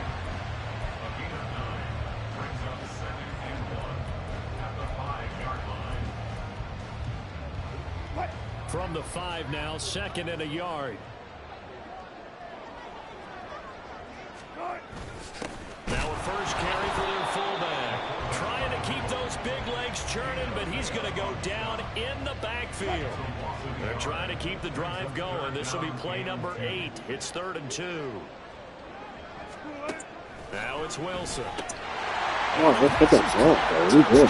Denver, Jerry Jeudy. It's a 6-yard touchdown pass. And the Broncos are within an extra point of tying up this ball game. Extra point splits the uprights, and we are tied at 14.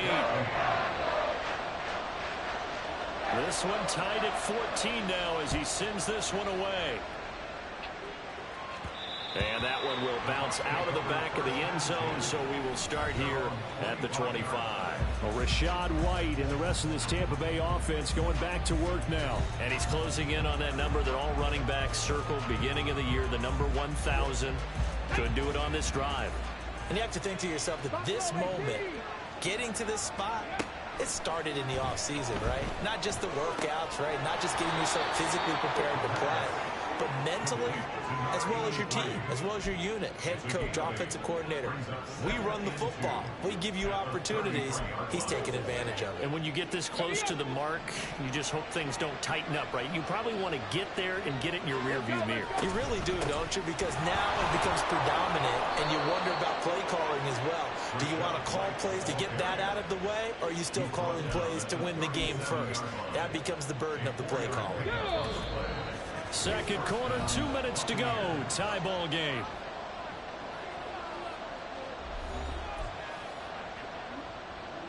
Line of scrimmage, the 37 on 1st and 10.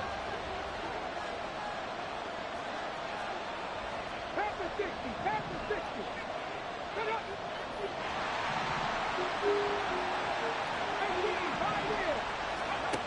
He'll drop to throw.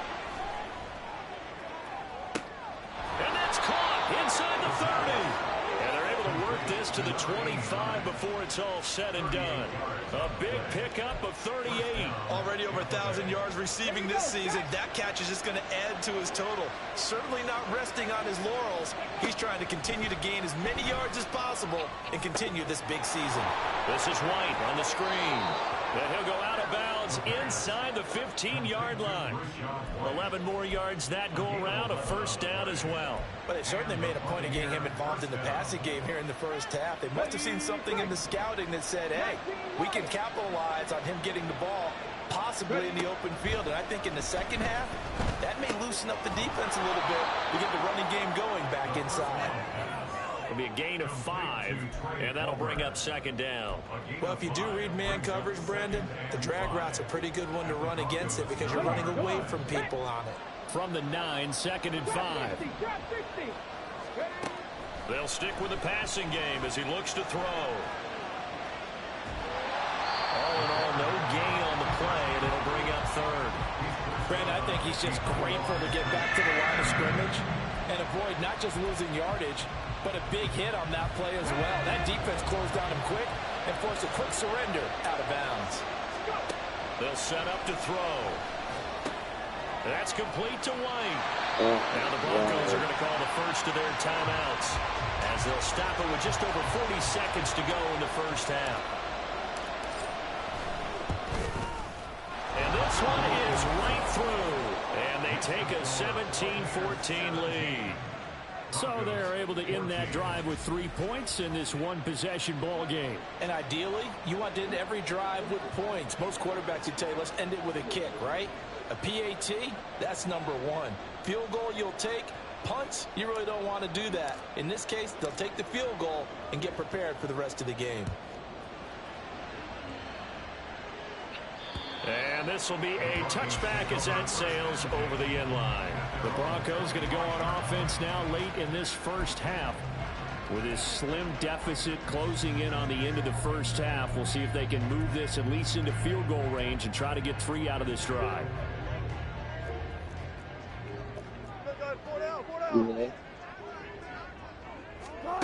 Throwing now, Wilson on first down. Oh, it's a screen pass. That's complete. And he's going to be dropped following a pickup of 7 past the 30 to the 32. Now the Broncos going to use the second of their timeouts as the clock will stop with 33 seconds to go in the first half.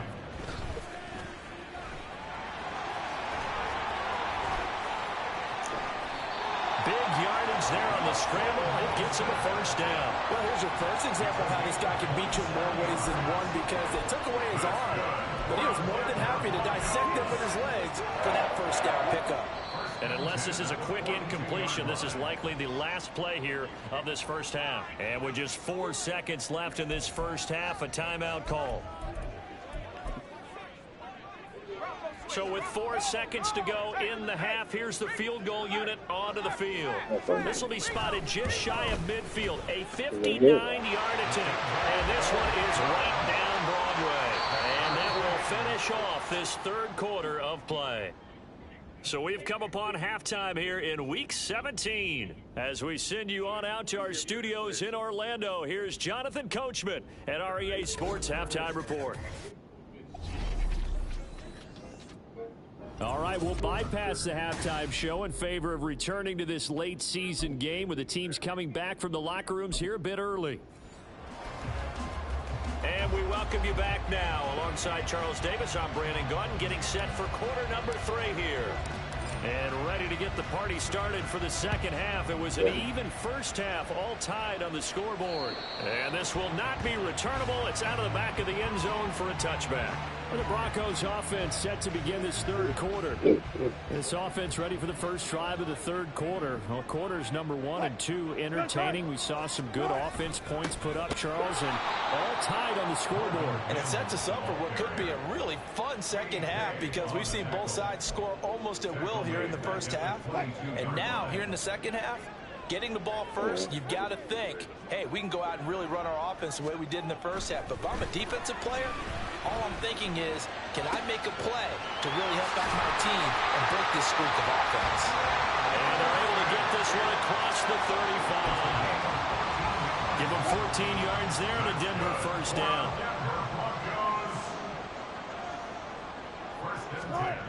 Now Wilson. That is incomplete. To give you an idea of how accurate he's been throwing the football, we're in the second half. That's just his second incompletion. Well, if he's that locked in, that means everyone's locked in because to me it's like throwing a no-hitter in baseball. The pitcher may get the credit. A lot of people making plays behind him in the field. This will be caught. Judy.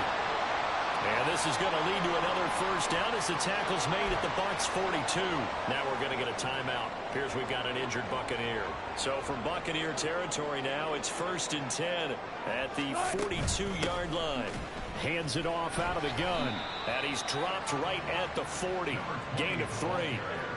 Give credit to the defense for stringing that play out. And they gave up no cutback angle. You know he's trying to dart through. No a nice job there, only giving up a 3-yard gain. Wilson. And his throw's going to be incomplete.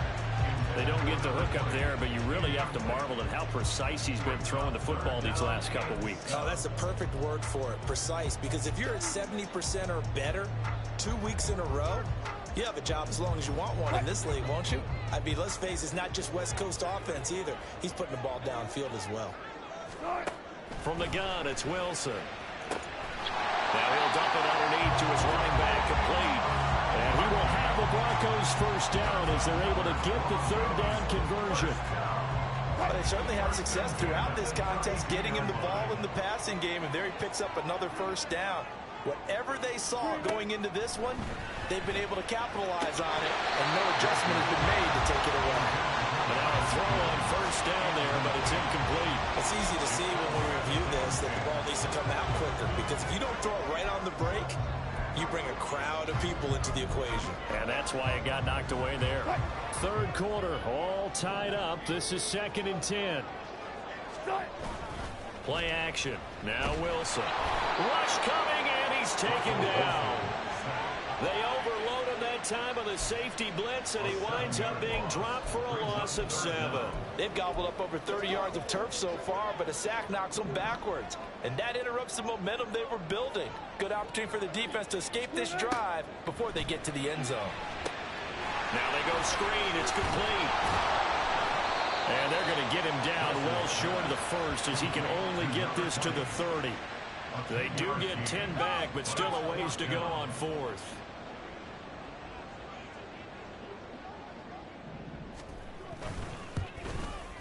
And his kick is absolutely perfect. And with that, they take the lead here 20-17. And they don't get a touchdown here in the opening drive of the third quarter, but I think maybe you still say mission accomplished as they come away with the lead. No, absolutely. You keep the pressure on, right? You go downfield, get some points up on the board, and hope that you've motivated your defense to take the field and hold that lead. And this will be a touchback. Berrios deciding not to bring it out. Here comes the Buccaneers offense. They get their first reps of the second half. And they find themselves down on the scoreboard following the field goal a moment ago. And I think even though they trail in the game now, I would consider that a win for their defense, and that's probably what they're telling the offense when they get to the bench. Hey, the onus is on you guys now. Get back out there and get us the lead back. The tackle made there by Drew Sanders. I feel like I could see what he was thinking on that carry. He wanted to follow that big tackle through the hole. Ended up only getting 4 yards on the carry. I think he had designs on that one being bigger. Give him 4 on the carry, and it'll make this a third and about 2. Back-to-back 4-yard runs. Now, look, hey, if they just do that all the way downfield, ball ends up in the end zone, but that's a little difficult to do. Yeah, I think now 3rd and 2, that defense ready to stiffen up and stop that run. 3rd and 2.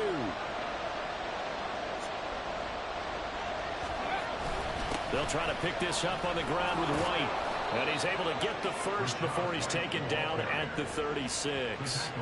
A 3rd down gain of 3 yards, and that'll be enough. I haven't met a football team yet that runs the ball successfully that doesn't talk about having an attitude to be a running football team, right? You got to be able to put your nose in there, smell where the first down sticks are, and get there. They keep it on the ground. White again. And he'll get what he can up the middle, 3 yards, and that'll bring up 2nd down. Yeah. Take that kind of a run, all right? It was kind of stacked up, found a little bit of yardage, and frankly, they're pretty close to staying on schedule on offense. The playbook is still open for the coordinator.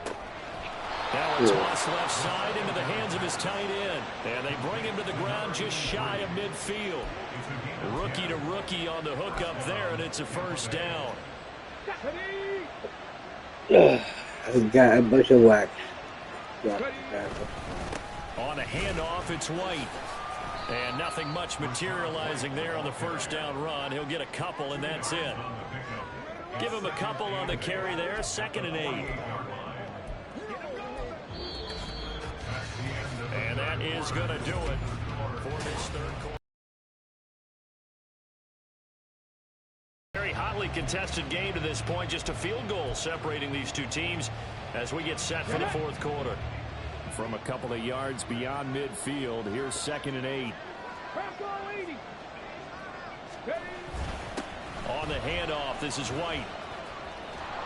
And he'll be down close to the 1st down marker as he gets this to the Broncos' 42.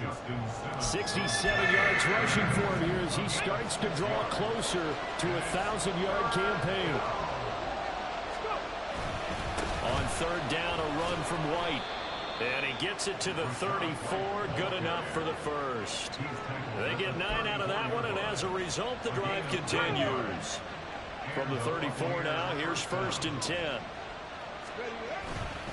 They run straight ahead here with White, and he can only manage to get a couple. 2nd and 8 coming up. Now, during that run, an injury here.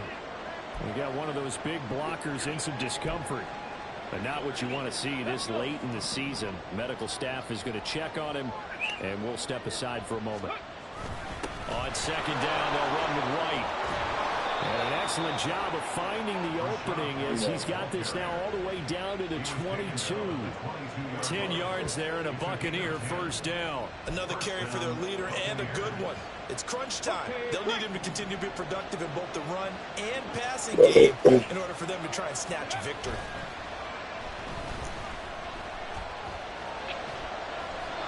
Throwing on 1st down, but this one winds up to be incomplete. Yeah, their back's up against the wall a little bit, and they come through by forcing an incompletion.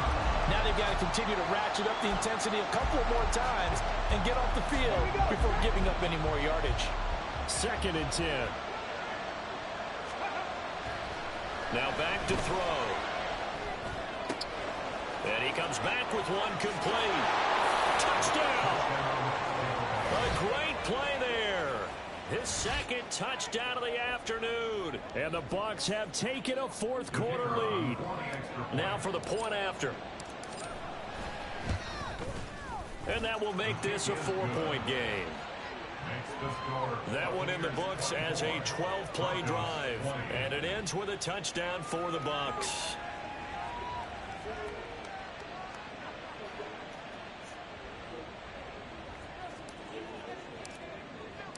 The kickoff unit is out on the field, and they will send this one away. That four was And he can't feel it clearly. It's loose.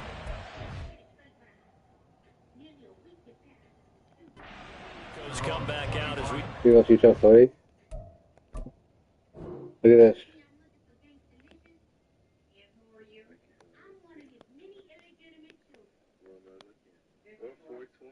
Look at this. So the ball hits. Look. Ball hits the upright.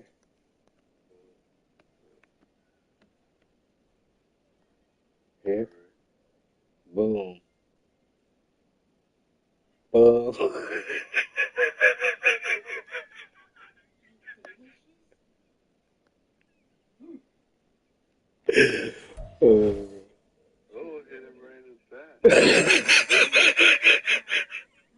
That should be a live ball. But yeah. No, they call it a touchback. The playoff race in the AFC. Well, including this week, 3 weeks remain in the regular season, Charles, and it is going to be interesting to see how this playoff picture sorts itself out before we head into the postseason. Competitive, entertaining postseason, that's what we're always striving for. I think we get it during the regular season, too, because you never know how things are going to go during the final weeks of the season. Every team pulling out all the stops to get a better seed, or just to get one of those second seeds at the table. On second down, Wilson. And he's going to have the hook up to Sutton. And he's brought down at the 34. Call it a gain of 4. That's a gain of 4. Brings up 3rd and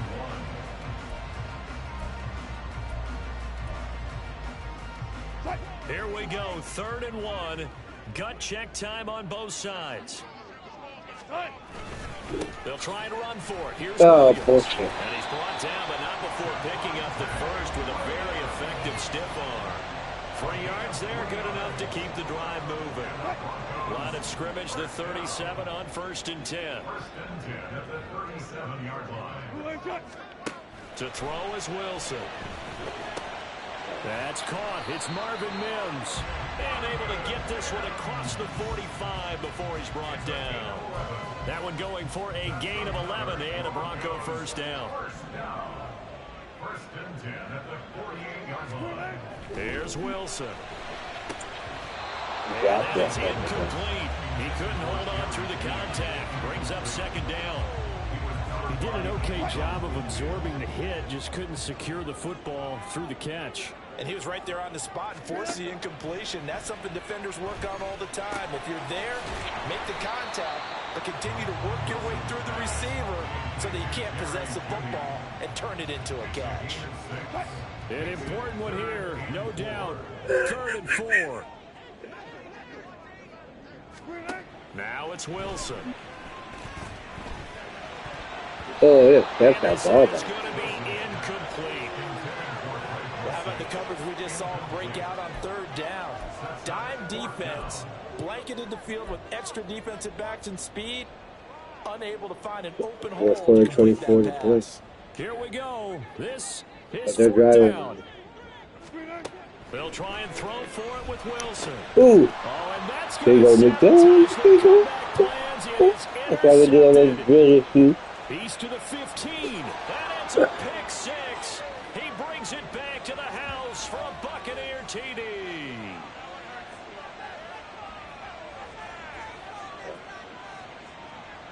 He's a rookie, too.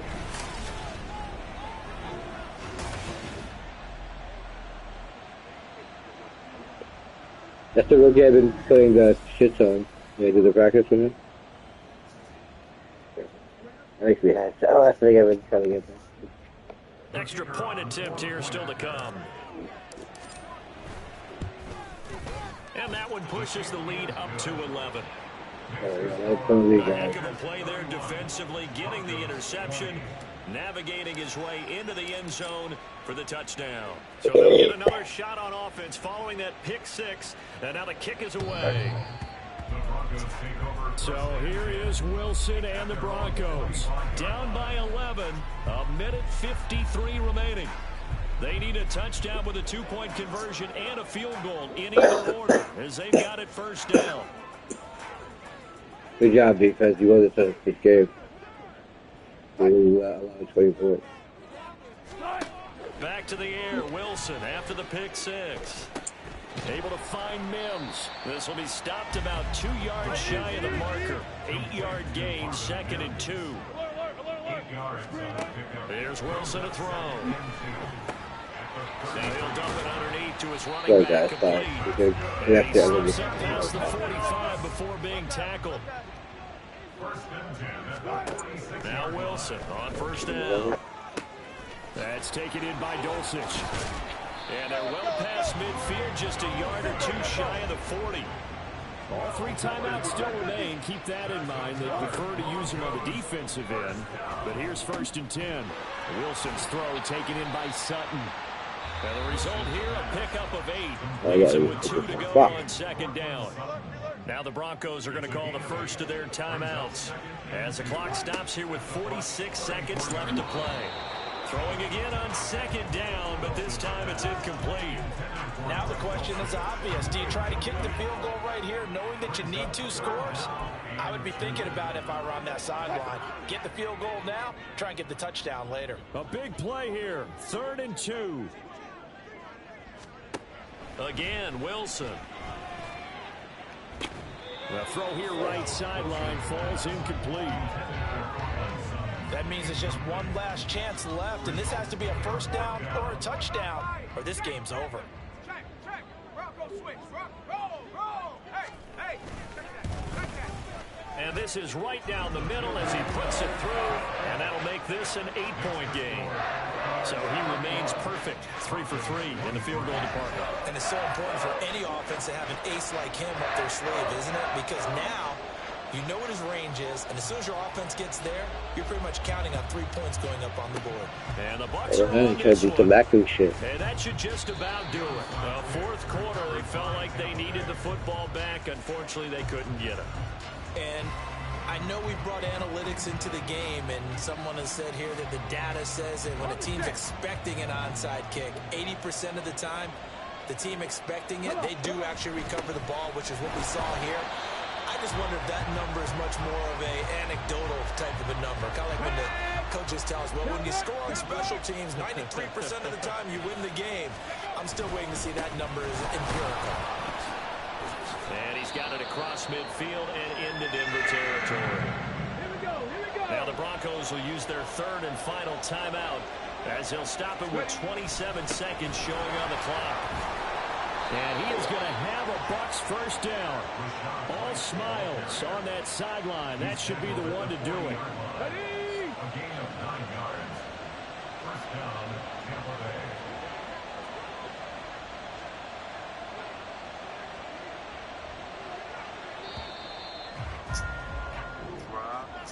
That was an excellent come-from-behind victory, Charles, especially there in the 4th quarter. Both offense and defense were clicking. They're going to feel good about this one. Boy, are they ever, because the deficit they faced certainly wasn't small. They obviously did not give up on that one, and in the end, how about that come-from-behind victory? They'll cherish this one for a while. So for Tampa Bay, they get a critical 10th win on the year with 1 game left to go. So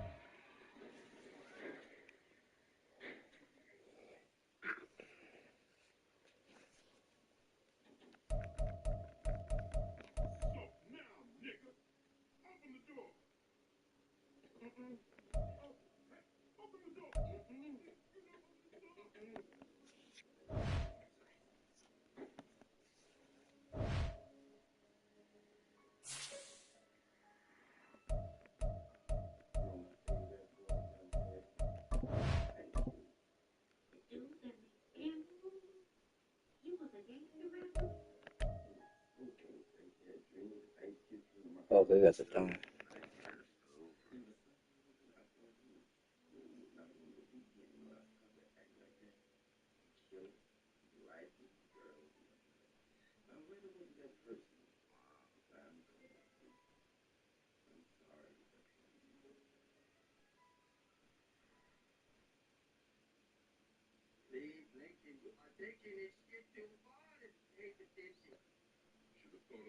Oh.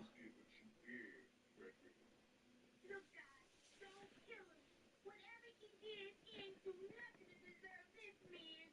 This is about things which we don't understand, man.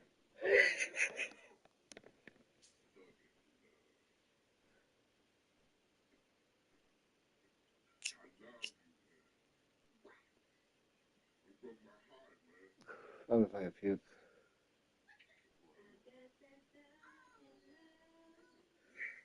I'll give those about 2 niggas.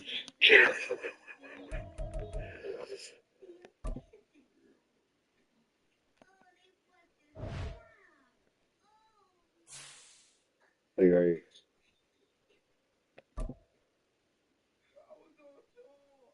You gotta understand I was lonely. Alright, let's see. Turn around, nigga. Walk forward, nigga. It's okay.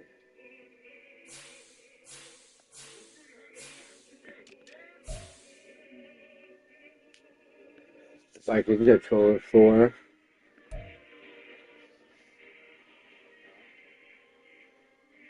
The Saints and the Rams are 11-5. Oh, look. Shit, we met.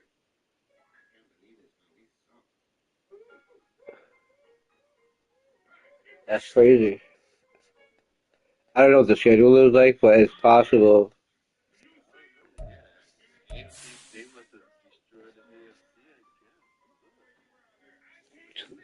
guess. 12-4, 11-5, 11-5. Seahawks will be 11-5 depending who they play. The 49ers are 10. If I win, I'll be 11-6. A bunch of teams will be 11-6. You have to win this game, or it's gonna be like a fucking. For the Vikings, if you win this game, you'll take that.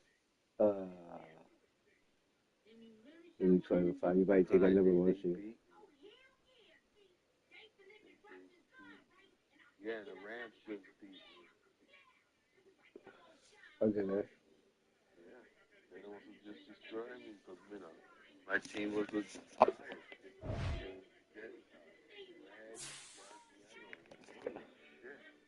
I think Eagles will last game. Shit.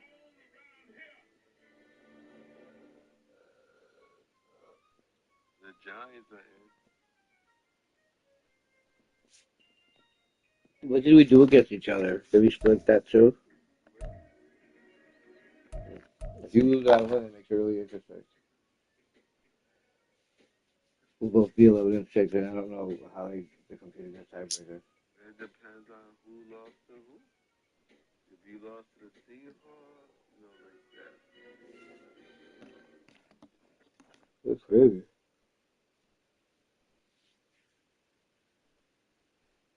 And Falcons waxed me twice, so. No, see, I split with the Falcons. I mean, yeah, so it's not on the wax. I like they waxed me. Uh-huh. It's like a hot here, bro. I'm fucking cheese bacon.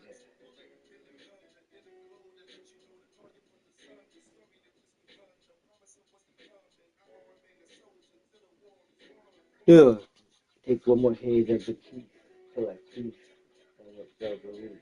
Capital Q W I F. lost to Carolina, the Broncos.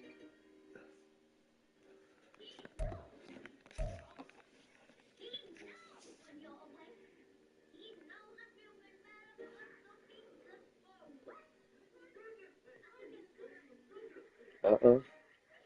The game was at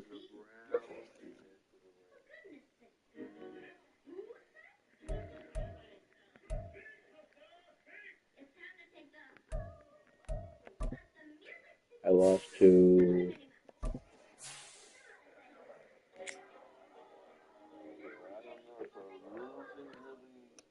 If I tie with anybody, I got. I got swept by the Falcons. The Falcons beat me twice. The Falcons beat me twice. But that's if you lose. I would. We're the Saints. For the second game I played. I'm 3. And we split this. We split our series too. I waxed you the first game. You waxed me, so we got the second game. I won 28-7 the first game we played, and you beat me 20-0 the second game.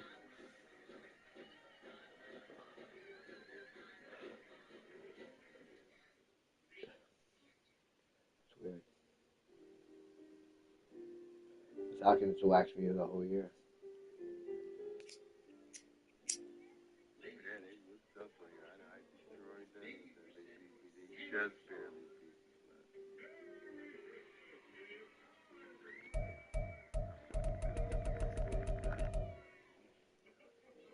So I got to my 10-win goal. Well, that wasn't really my goal. My goal was Your goal was to make the playoffs. yeah. No, I put mine at 7-7. Oh no, I took to the make. Remember, I was so horrible. I got like a fourth pick or something. Yeah, there's a lot of 10-win teams here. Shit. You see, it's crazy, right? Yeah, a loss could That's kick what I us say. If out. the right people lose, when they lose, we got a fucking We could either lose or we could get kicked out. yeah. With me, if I win, it'll just make me one of many 11-win teams.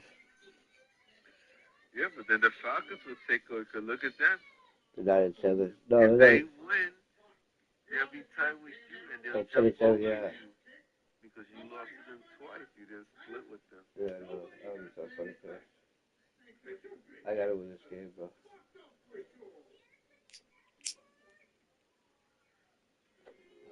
It would be the second time Bulls won double-digit games and didn't make the playoffs. Yeah. Hey, but he won a Super Bowl.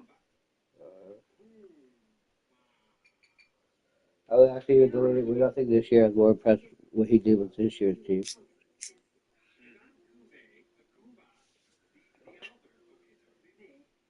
They can always play. I tell you. Oh, did you see that shit I sent you with Shagor Sanders? He was the best. He was like the top 4 quarterback. He'll be the #1 pick next year. Yeah, he was, and he was sacked over 50 times. Oh my God. Getting killed back there. He had no line.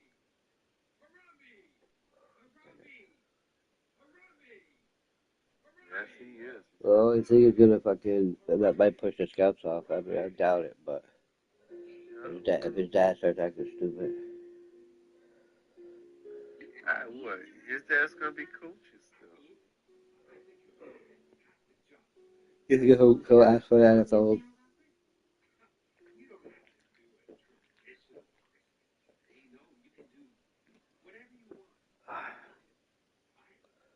Let me stop the sharing a little bit.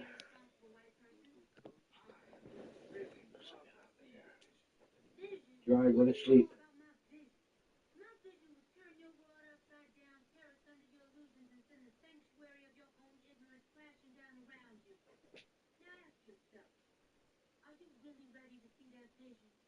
We'll give you complete creative control.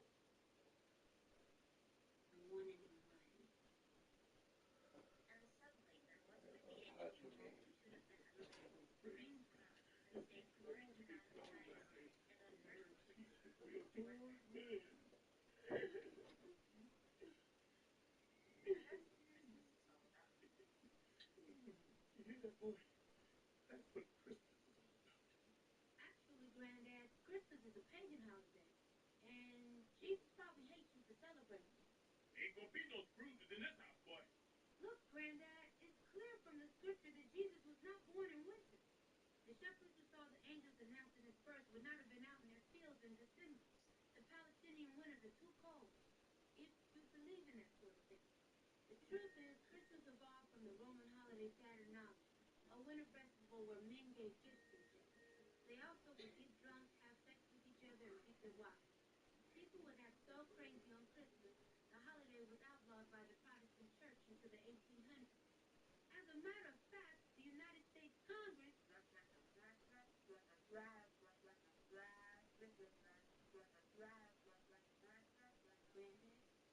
Granddad, I'm sorry, boy. What was that? I just explained the entire history of Christmas. But it was boring, Huey. You just blah, blah, gay sex, blah, blah, Congress. You know, you gotta be interesting.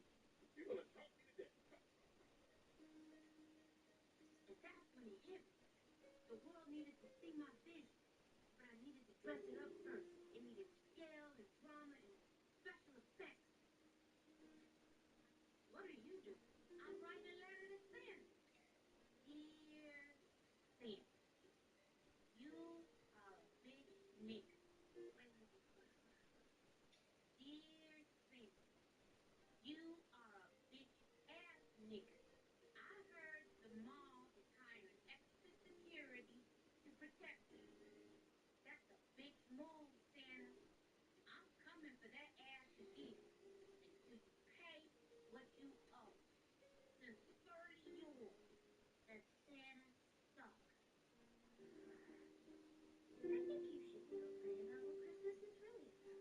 Christmas is about how Santa died for our gifts and rose from the dead and moved to the North Pole.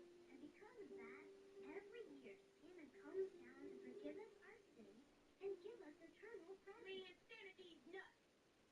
Where was Santa when we was in the hood, huh? Santa ain't showing niggas no love back then. I didn't ask for much, just rent, not even a whole car. And what do we get? Nothing. That nigga gonna pay what he owes.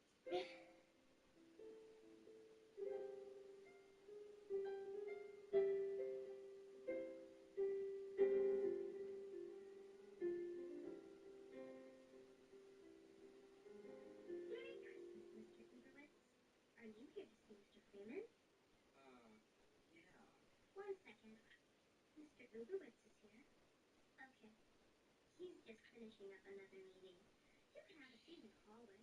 Can I get you anything? Some water? No, I'm fine. Thank you. Huey? Oh, hey, Mr. Uberwitz. This is Quincy Jones. I've asked him to come in and coach the Duke. How are you, man? I'm good. How do you know Huey? Oh, me and Huey go way back. And by the way, I hope you're not going to be getting strange with the change on the music list. Music, Quincy? Have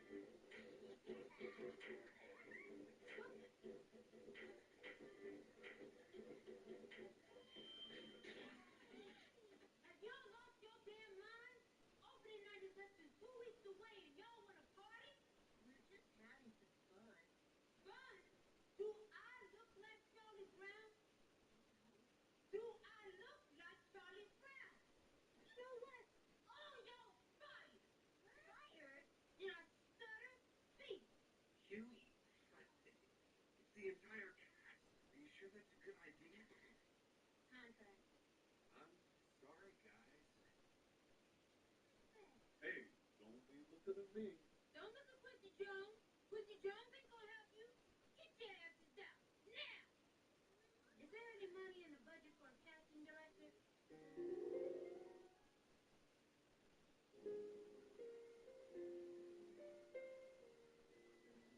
That's right, Bob. A little bit of the Christmas spirit is returning to Woodcrest as Santa Claus makes his first appearance since being assaulted by the unknown but probably era Santa Stalker 1 week ago. And you're going to protect me, right? Now don't you worry about a thing, Mr. Santa Claus, sir. I got you covered. Now I know I'm a very large man,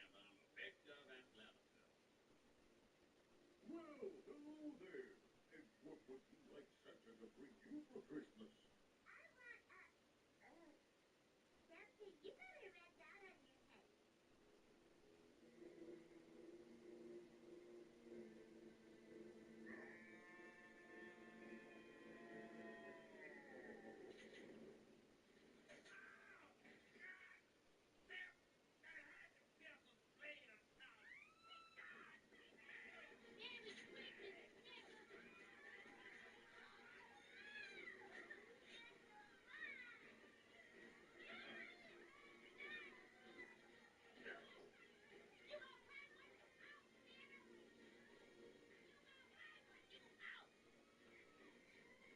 Merry Christmas,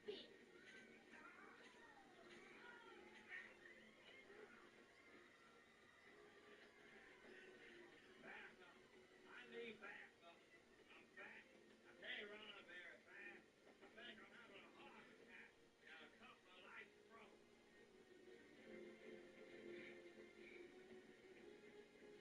Merry Christmas, Nico. Hey. Okay.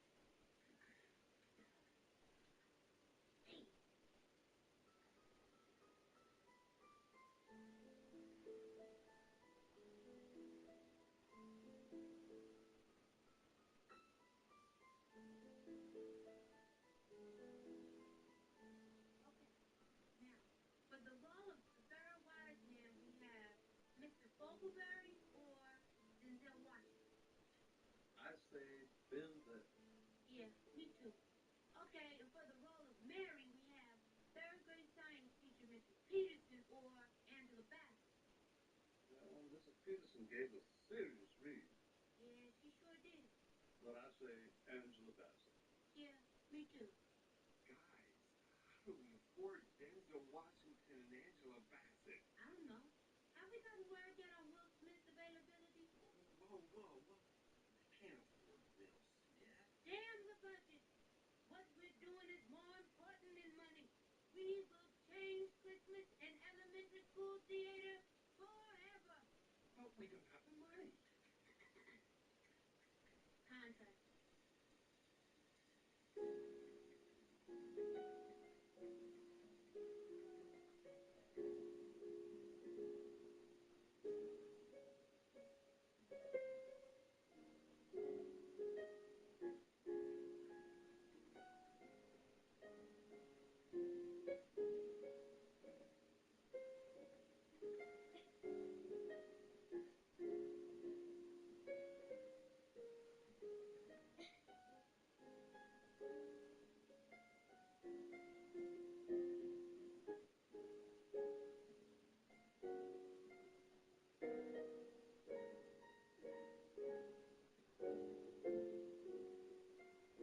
Oh, Huey.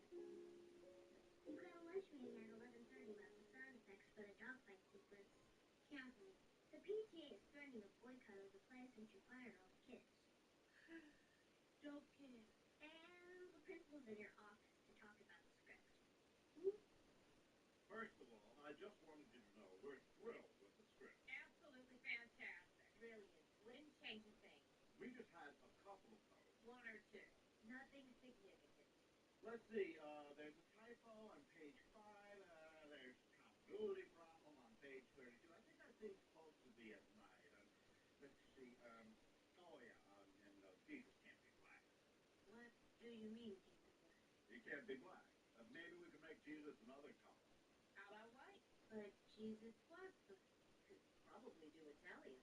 Jesus was Middle Eastern. In addition to Arabs, the Middle East has always had many people of African descent whom you would consider black. Sorry, can't do it. Oh, right, that.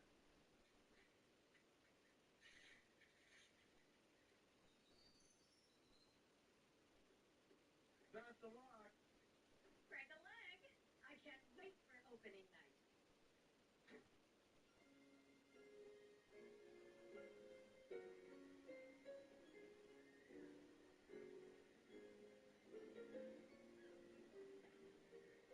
Riley? Yes, Riley! You came to see Santa! Ladies and gentlemen, from the North Pole, the real Santa Claus.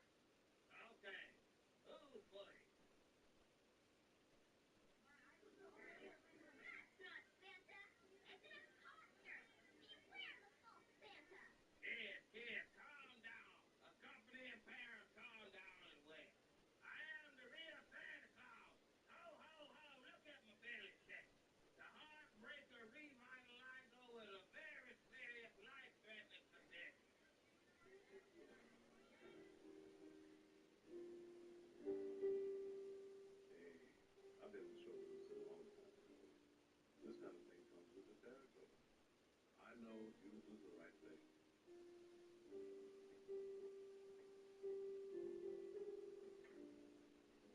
Huey, it could still be a great play. We could cut a few scenes, make some changes to the script. Huey, you have to put something on.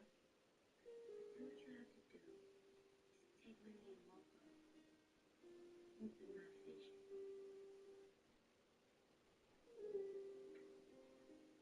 Hello? Yeah. Yeah, it's resolved. We'll be ready to put the play on tomorrow. Why doesn't the real Homer come? 'Cause there ain't no way to see it.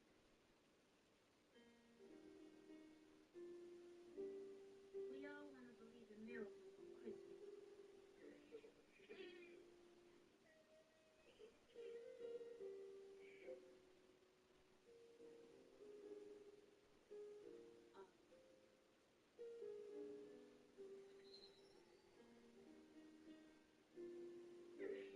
No Santa Claus. Well, I'd expect a heathen niglet like Riley to say something like that. But Jasmine, I'm surprised at you. Being a mulatto and all, you supposed to have more sense. Huh? I'm Special Agent Ruckus. Volunteer Santa Security. Santa has reason to believe that your little jungle friend Riley may be the Santa stalker. That makes perfect sense. Mm-hmm. Santa couldn't come this year. Just wasn't safe. Maybe next year. So, he's real? Real as Irish blood charging through my veins. But Christmas miracles only happen in the lives of those who tell the truth. And maybe in Christmas special. Mr. Ugo has put on the play as scheduled. Not a single word was changed.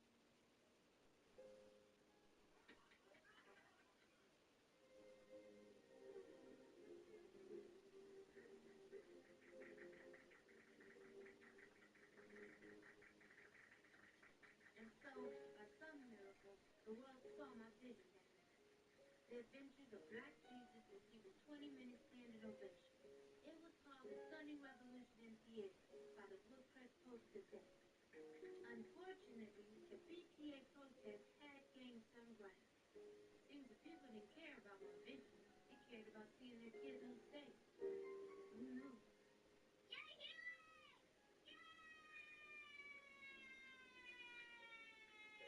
Mr. Uber was fired for disobeying orders and for generally being an irresponsible white boy. Harambe! Harambe!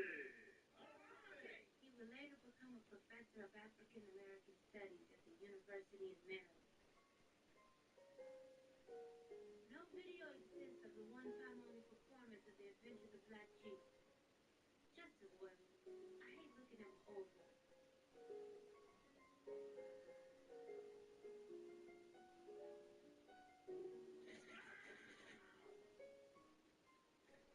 I heard you work the thing.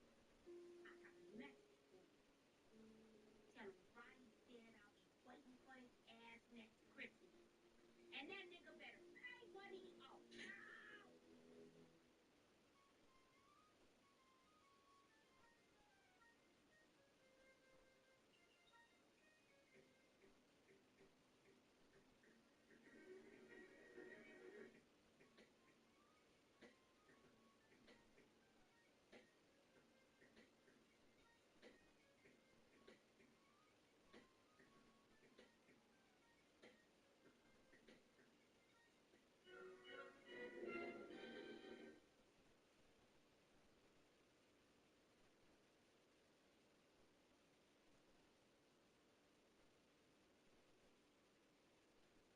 I am the stone in the building reviews. I am the visual, the inspiration. The way ladies in the rooms, I'm inspiration. I get right. Stage partner as we go.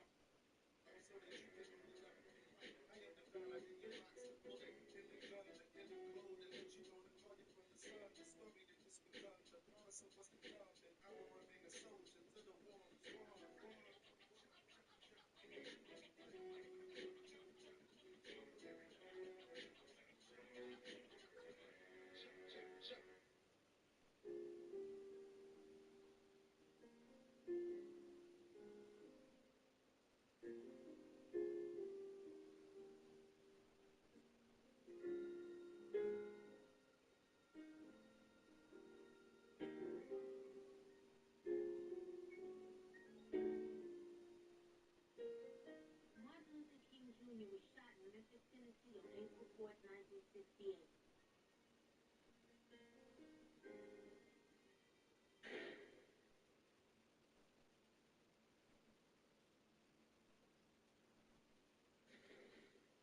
was critically injured.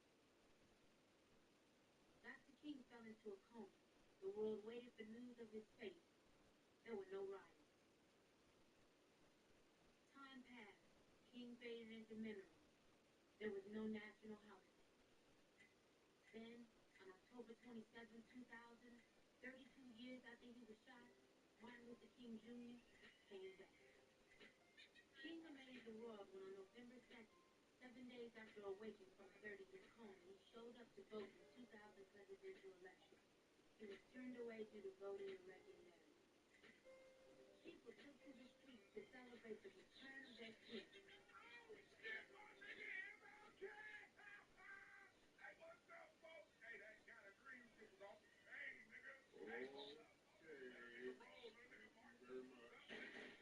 He learned that streets named after him weren't very stable. King inked a 7-figure deal to write his autobiography called Dream Deferred. Columbia Pictures greenlit a $100 million biopic of Dr. King starring Cuba Gooding Jr.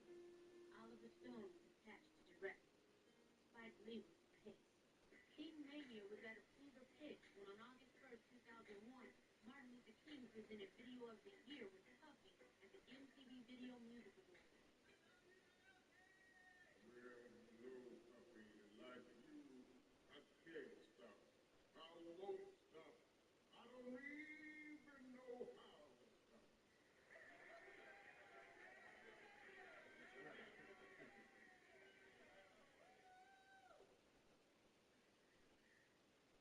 And now the nominees for Video of the Year.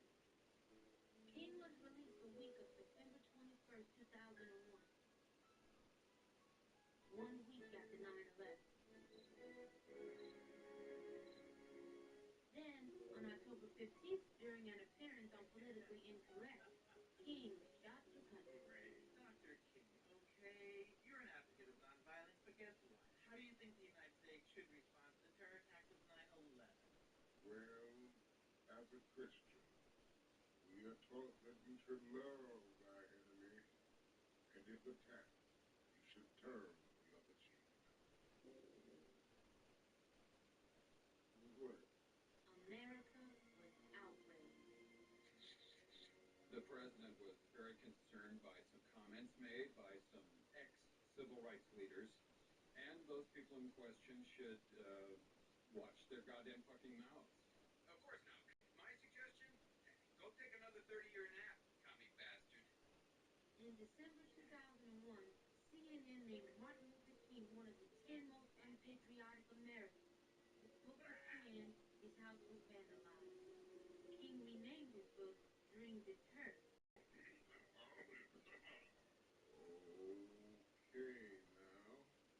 And who am I making this out to? Huey Freeman. Kick my party button. I should have put his ass. Robert Freeman? Dr. Martin Luther King Jr. I never thought I'd see you again. How you been? Well, I was shot and had a bit of a coma for a few decades. Yeah, I heard. I sent you a card. Did you get it? Well, I don't remember. Oh, you remember this? It was a get well card, especially for people who got shot. And I thought this would be perfect for Martin Luther King. April 7th, had about a whole pack. You know, I've been thinking about starting my own greeting card line. Hey, you should come on to the house for dinner. I live right down the road. Well, I believe I'm supposed to be signing books for a couple of more hours. Dude, just go. What they got you staying? I'm staying at a Holiday Inn Express. I feel smarter already. Oh, that's nonsense. You boycotting baboons? Stand still, you goddamn chunky cheek monkey. What the hell is wrong with you? Don't interfere, Rob. This here between me and Martin Luther so-called king. Only king I know is Elvis Presley. God rest his soul. Oh, you don't remember me? Well, I've been throwing bricks at Joe Martin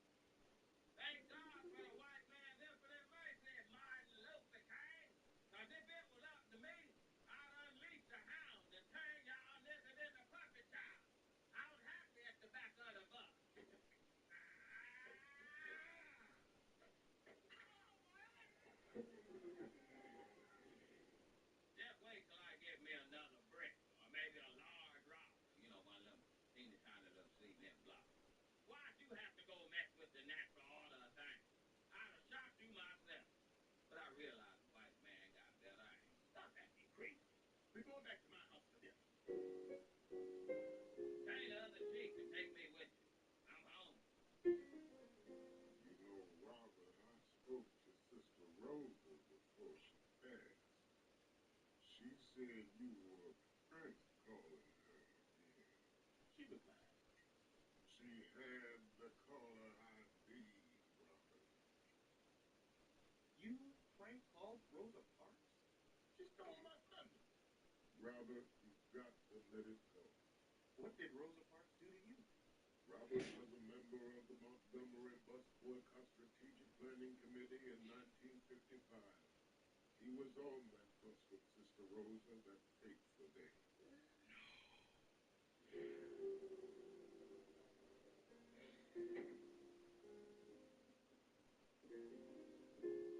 Maybe this is it, brother.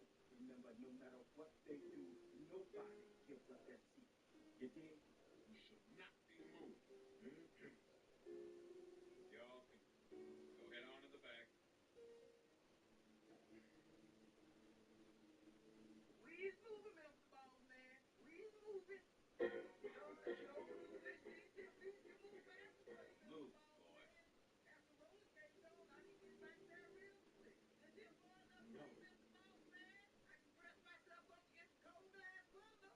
This good? You. Go head to the back. No, I am not going to move. Mr. Bus Driver, sir? She ain't moved. How dare you refuse to give up your seat, woman? What are you, some kind of history-making crusader for justice? Yes, we are. You think you're gonna change history on your own? Is that it, woman? All by yourself? That lady sure has courage. Hey, what about me? I got courage. Hey, can someone get me the sheriff? Got a colored woman here who don't want to give up her seat. That's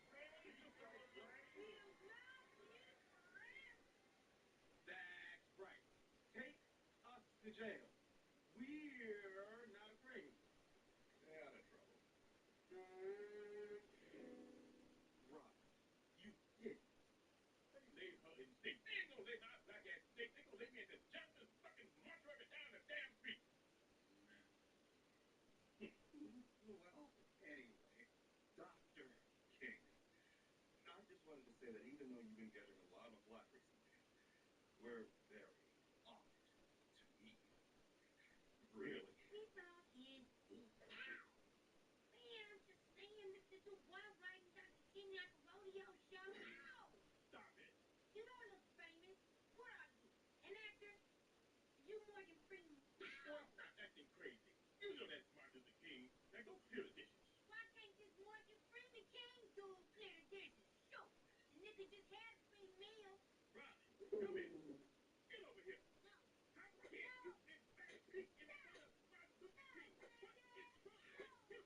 I hate Morgan Freeman King. I wish he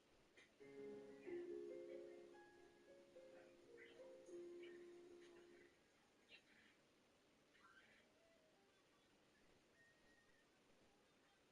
Oh, no.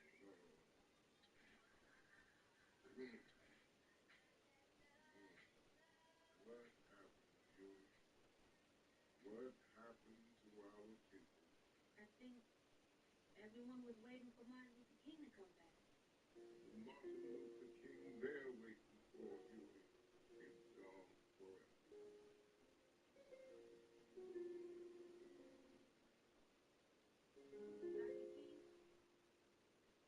Dr. King, it's time to get up. You got an interview today. I'm not going. I quit. Dr. King, I don't want. Dr. Martin Luther King Jr., you get out of that room and continue to fight for freedom and justice this instant. Come on, think about it, Dr. King. You missed out on 4 decades of media evolution. Sorry, Mr. White Man. What the people need is the truth. And not the pretty truth. The horrible, awful, terrible truth that hurts people's feelings. The truth that makes people get angry and get up and do something. Huey, I just don't think I belong in this new world. I don't know if I need the 20 gig iPod or the 40 gig. I tried to download some of Mahalia Jackson, but I lost my iTunes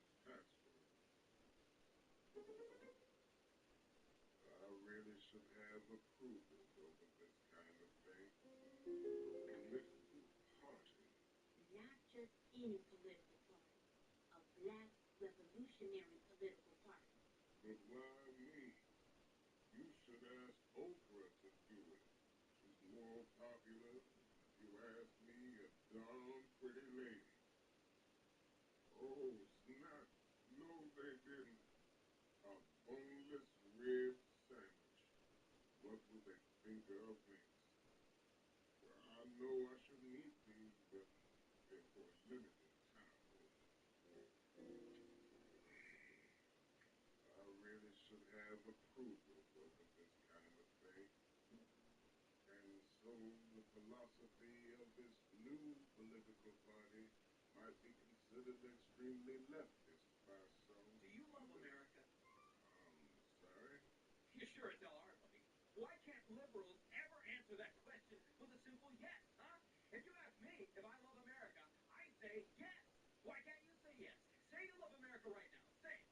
The party's basic philosophy. Say it! Sir, I will not be. Say it or shut up! We'll be back with more fair and balanced coverage.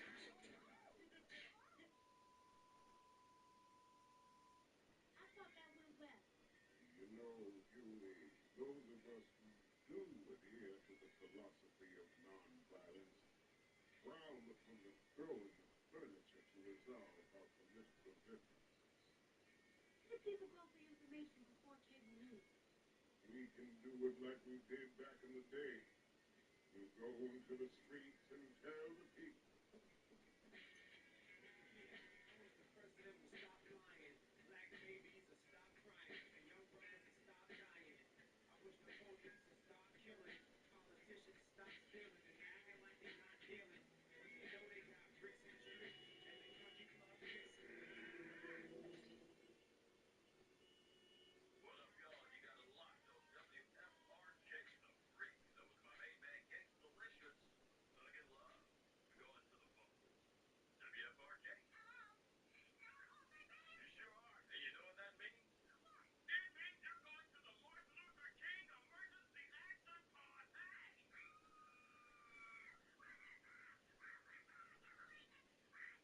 It's going to be all the way live, and baby girl, you're going to be in the building. Tell me the station that's helping you shake your stinking ass with Martin Luther King.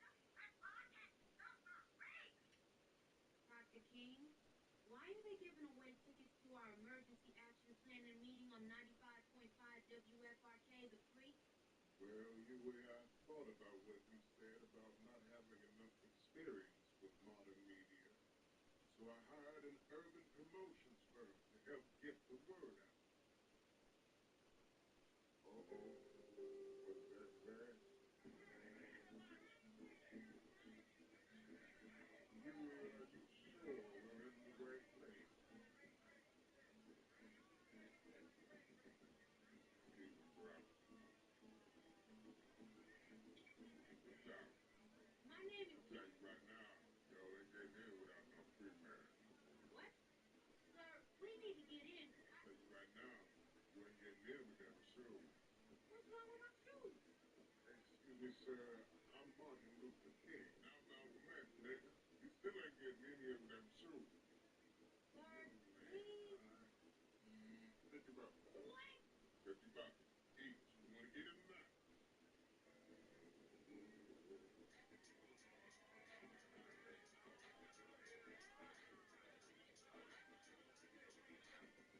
Oh, hell no. Come on. Yo, we gotta get back there. Tell you right now, you ain't getting back here without a wristband. A what? A wristband. This is Martin Luther King.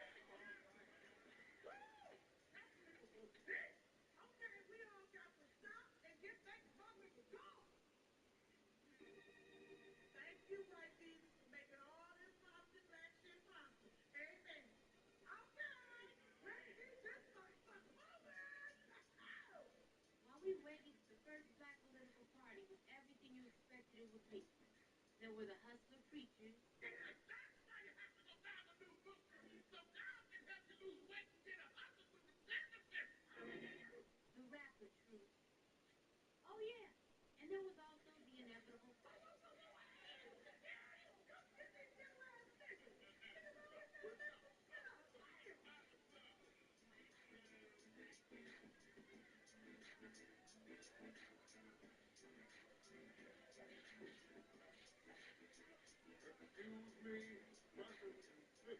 please. Someone, sir, Sheriff Law. King looked out on his people and saw there was great need. So he did what all great leaders do. He told them the truth.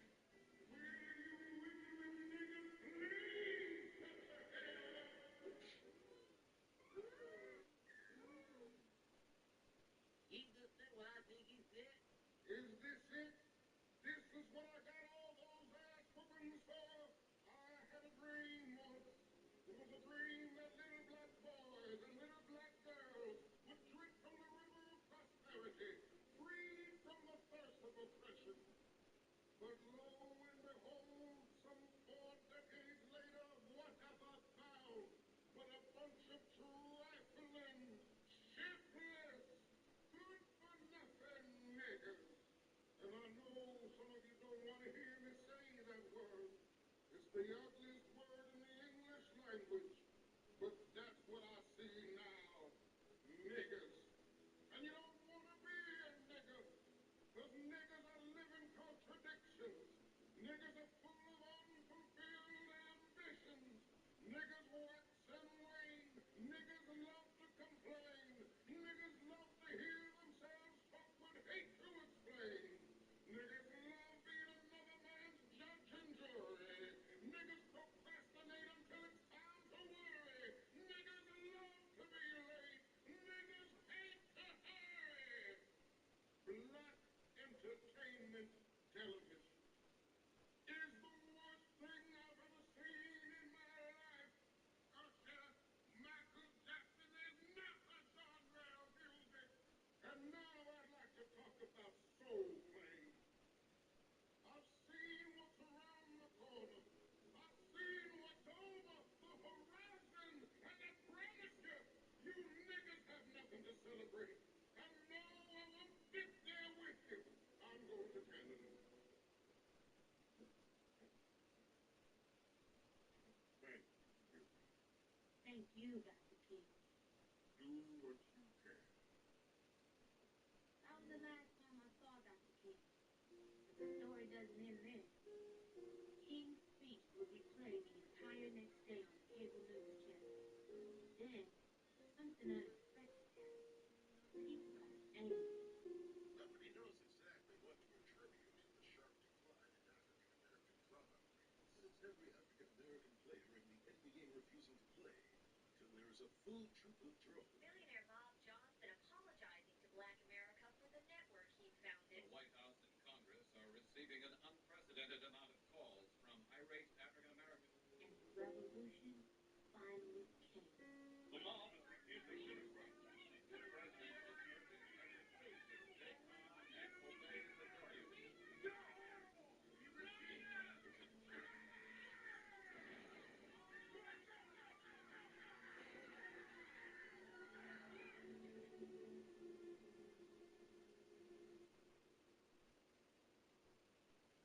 It's fun to dream.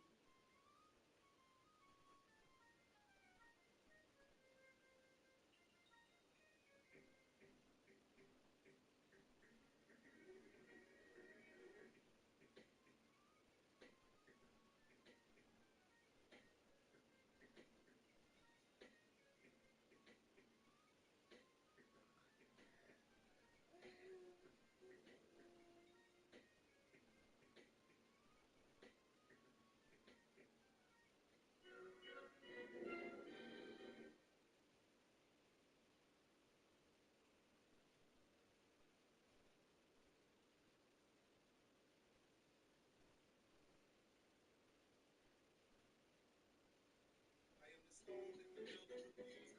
I am the visual, the inspiration. The big ladies in the blues. I'm the spark that makes your idea bright. The same spark that lights the dark so that you can really love me. I am the fire that you rocks the bullet in the gun that didn't glow that let you know to call you from the sun. The story that just begun, the promise of what's to come, and I will remain a soldier till the war is won.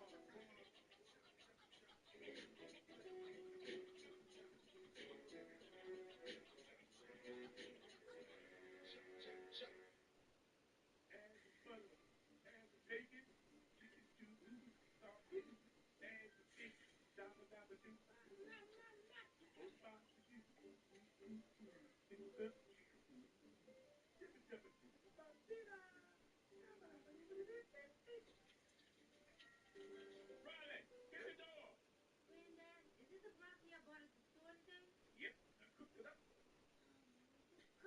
What the hell? It's pork-flavored broccoli. Granddad, there's more pork in the pork-flavored broccoli than there is broccoli. We talked about this. Vegetables cooked with pork counts as pork. Hey, do I smell pork-flavored broccoli? Hey, everyone. I brought these cobblers. Ew, Miss Dubois. Your peach cobbler look like throw up. Boy, It do, look. It look like throw up with peas in it. Miss Dubois, you been eating peas. No, I Miss, haven't. what's wrong with you? What's wrong with me? What's wrong with her? She the one who brought vomit over here in a Tupperware container. That is not vomit. You just look like vomit. And apologize to Miss Dubois. It's okay. Really. Miss Dubois, I'm sorry your peach cobbler look like vomit with peas. Damn it, boy. George, please, we don't have to. I don't care if you beat me, Granddad. I won't eat it. That is disgusting. It's completely uncalled You don't eat it. If I had to hold you down and shove it down your throat. Really, I didn't mean for it to be. I know what you tried to do. You tried to kill me. I hate you. You're not going to eat I that. want to eat that cobbler. I don't want to eat this cobbler.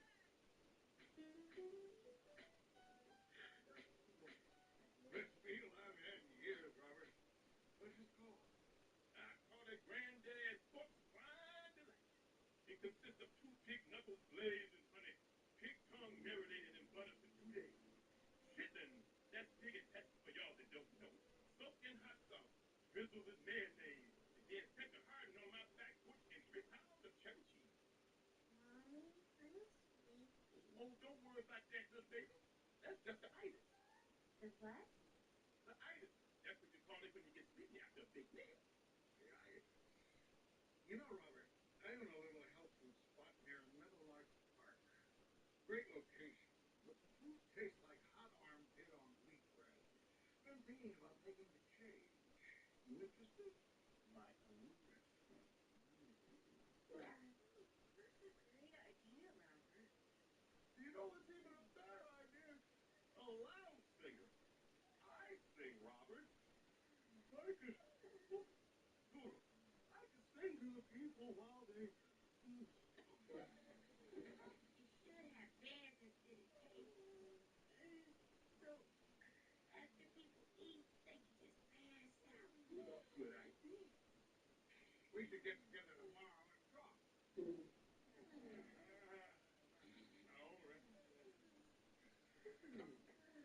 Huey, you handle the dishes.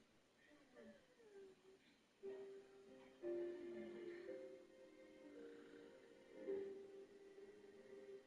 telling you, Robert, this is the best location in Woodcrest.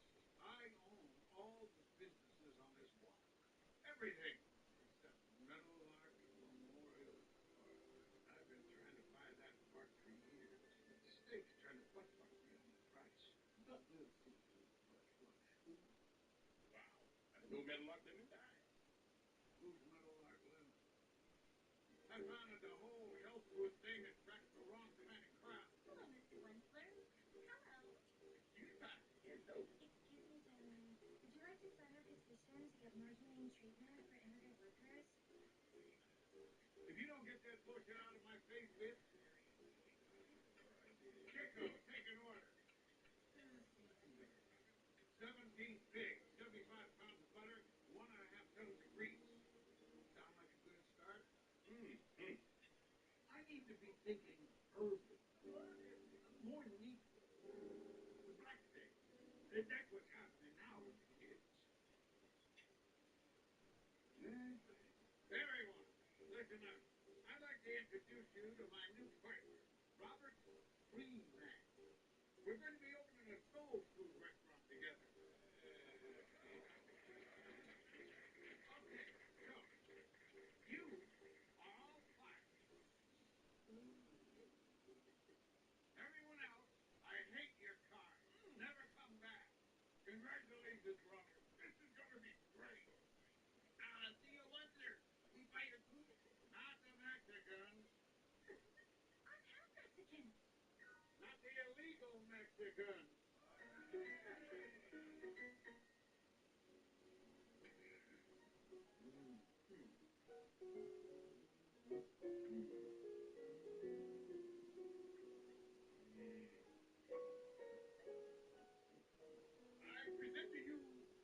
sauce, a full-pound burger patty covered in cheese, grilled onions, 5 strips of bacon, all sandwiched between 2 donuts. 2 Krispy Kreme donuts. It's called the Luther because it was supposed to have been invented by Mr. Luther Vandross himself. Luther Vandross is dead. And what's your point? Is this one of your menus? Sausage and waffle and fried chicken breakfast lasagna. Yep. Bacon wrapped chicken stuffed catfish. Granddad, you can't serve this kind of food to people. It'll cause death. Whoa, this is what Christmas feel like. Shame on you, Huey. Move out to the suburbs and suddenly you too good for soul food. Perhaps you would enjoy a buttered cheese and a buttered scone, white boy. Boy, are you okay? I'm sure it's just the itis, right? Had her insulin shot. Do CPR. Ronnie, wake up! Yeah, I'm not sure yelling at him is gonna help, Granddad. How do you not know CPR? I tried to learn CPR, but they wouldn't let me. Call out the black. What? Oh, sure, nowadays y'all can just run around and learn CPR whenever y'all want to. It's full around, saving lives, resuscitating each other willy-nilly. But when I was a young man, it used to be against the law to teach colored folks CPR, okay? Man, that's not true. Is that true? Oh, boy. I thought we lost you there for a second. How was the news? Best thing ever. Sounds like an endorsement to me.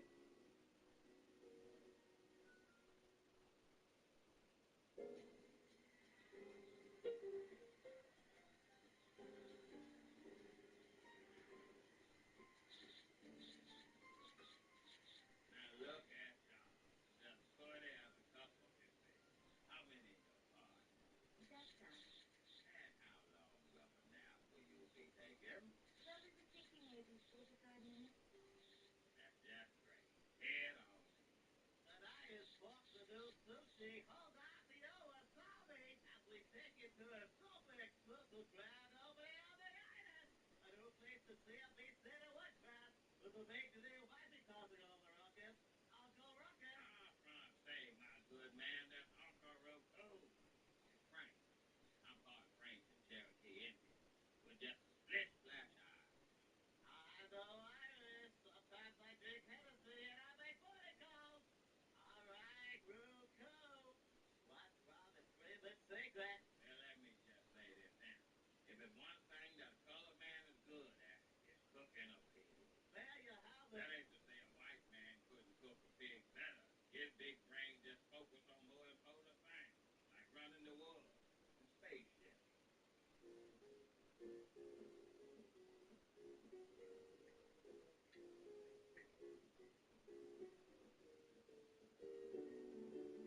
Ladies and gentlemen, oh, you're such a wonderful crowd.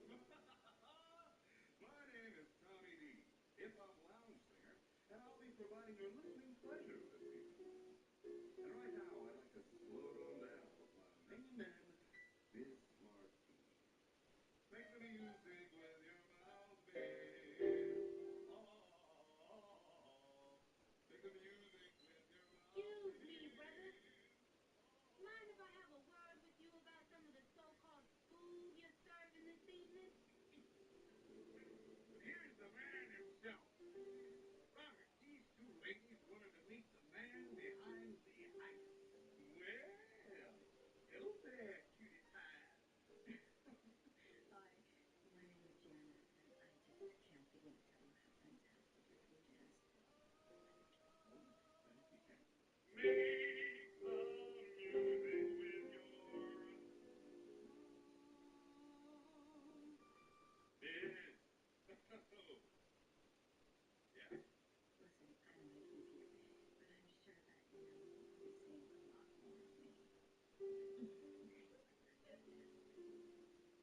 Bitches love free food, Robert. Oh my God.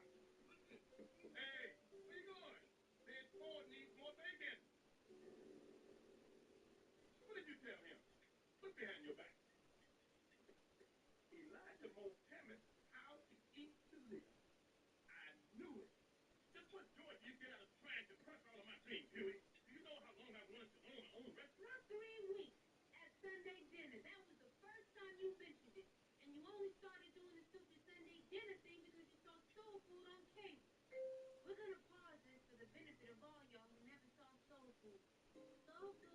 movie about a big, humongous black grandmother, aptly named Big Mama. Big Mama demonstrates her love by feeding herself and her offspring an enormous amount of pig lard. Then, get this, Big Mama's arteries are so clogged, they gotta amputate her arm. It was her leg. Right, okay, whatever, leg. Then, she dies of a heart attack. Or another stroke. Something. God called her home. And what does the family do after she dies? They get together for a Sunday dinner and eat the same food that just killed Big Mama. The same food! They didn't learn a lesson. Nobody put on a diet, and that's the end of the movie. Sunday dinners was my idea. They kept that for me. Something wrong? Look, Ed, I'm sorry. We just lost a waiter. And Robert, relax. Look around.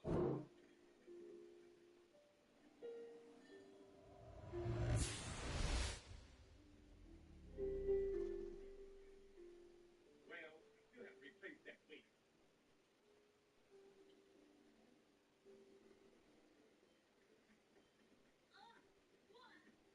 What people soon discovered was that Granddad's food was as addictive as it was tasty. The restaurant was booked solid around the clock. People started to show up late for work. Others stopped going to work altogether.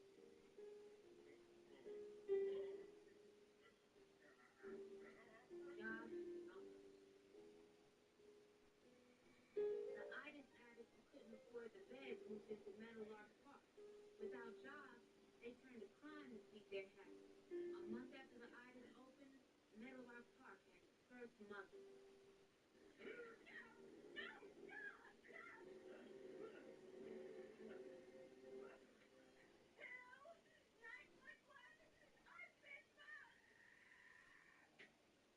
It took 3 hours for the police to arrive. This was officially a bad neighborhood.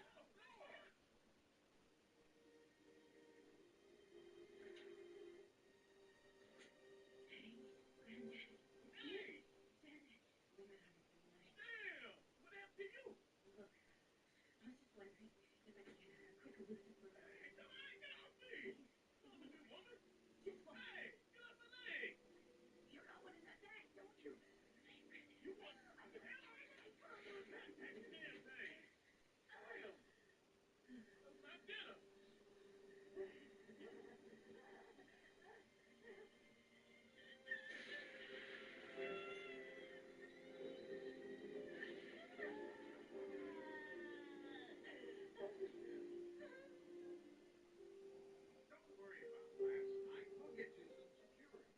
This ain't exactly the best neighborhood anymore. But we have a bigger problem. We're losing money because you're not getting these people out of here fast enough. Like this, get your ass up or pay for another hour in the bed. Now! Get down! Oh, look like the bed just opened up. Check this out. Hired Chico modified the bed like the Mexicans do with their cars. They call it hydraulics. Watch this.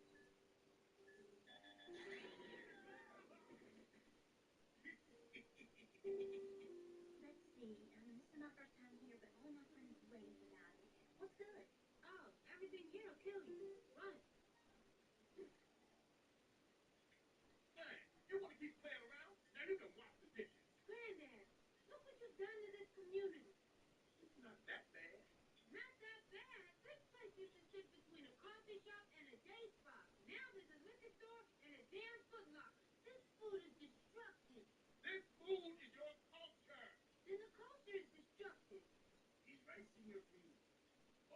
African American slaves had to eat was the first of the pigs the slave masters wouldn't eat. But that was a survival technique, I'll say. They didn't really have a choice. I don't think people are supposed to eat this stuff, or at least not so much. What? I can't take an Afro-American studies class at the community college? Well, nobody asked you, Chico. This is my restaurant, and this is the food that I want to serve. Senor. Actually, it's my restaurant, and it's shutting down. Sorry, Robert. It was fun while it lasted. But what happened? Granddad learned white people had their own survival techniques. They called it investigation. Janet O'Siren had gone from this to this and back to this with the help of 2 liposuctions and emergency gastrointestinal surgery. We want $500,000 for medical bills and $4 million in emotional damages. We'll pay her insurance deductible. And one last with the bird. Chico! Once so feared it would be the first of many lawsuits against the icon. Granddad's restaurant was no more. This isn't fair. The people like this restaurant, and they like me. I never wanted to hurt anybody. I think she's having a heart attack. I believe our business is done. Have a nice day. Call me later, Robert. Hello, 911. My client's having a heart attack. They're not gonna come. Yes, we're off the corner of Cherry Street and Fifth, right across from Melon Park. Told you. Don't you know CPR? I'm a lawyer. We don't help people. What about you guys? Don't you know CPR? So I told them. They would even teach black people CPR when I was young. We still do the Sunday dinners. I think Granddad just likes being popular. But we do switch up the menu from week to week. Something. So what happened? Chico saved her. I took a class. And after this meal, nobody passed out. You the key problem. Yeah, bathrooms upstairs, right? Huey, take care of the dishes, okay? Nobody go to the bathroom for 35 to 45 minutes. Open the window.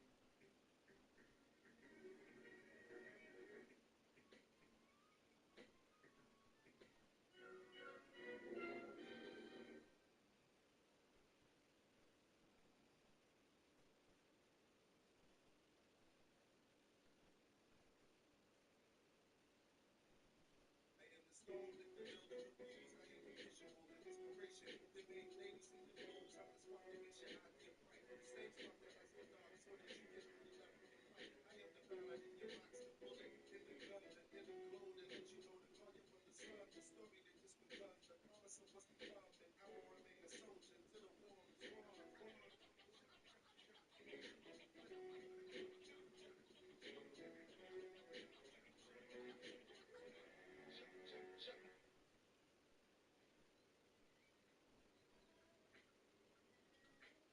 Man, I don't get that. Get what? That texting shit. And what's wrong with texting? You mean aside from the fact that it's the stupidest fucking thing in the world? I mean, why would anyone in their right mind spend 15 minutes trying to type some shit they could have called and said in 5 seconds? Plus, it involves typing with your thumb, which I just don't approve of. Shit.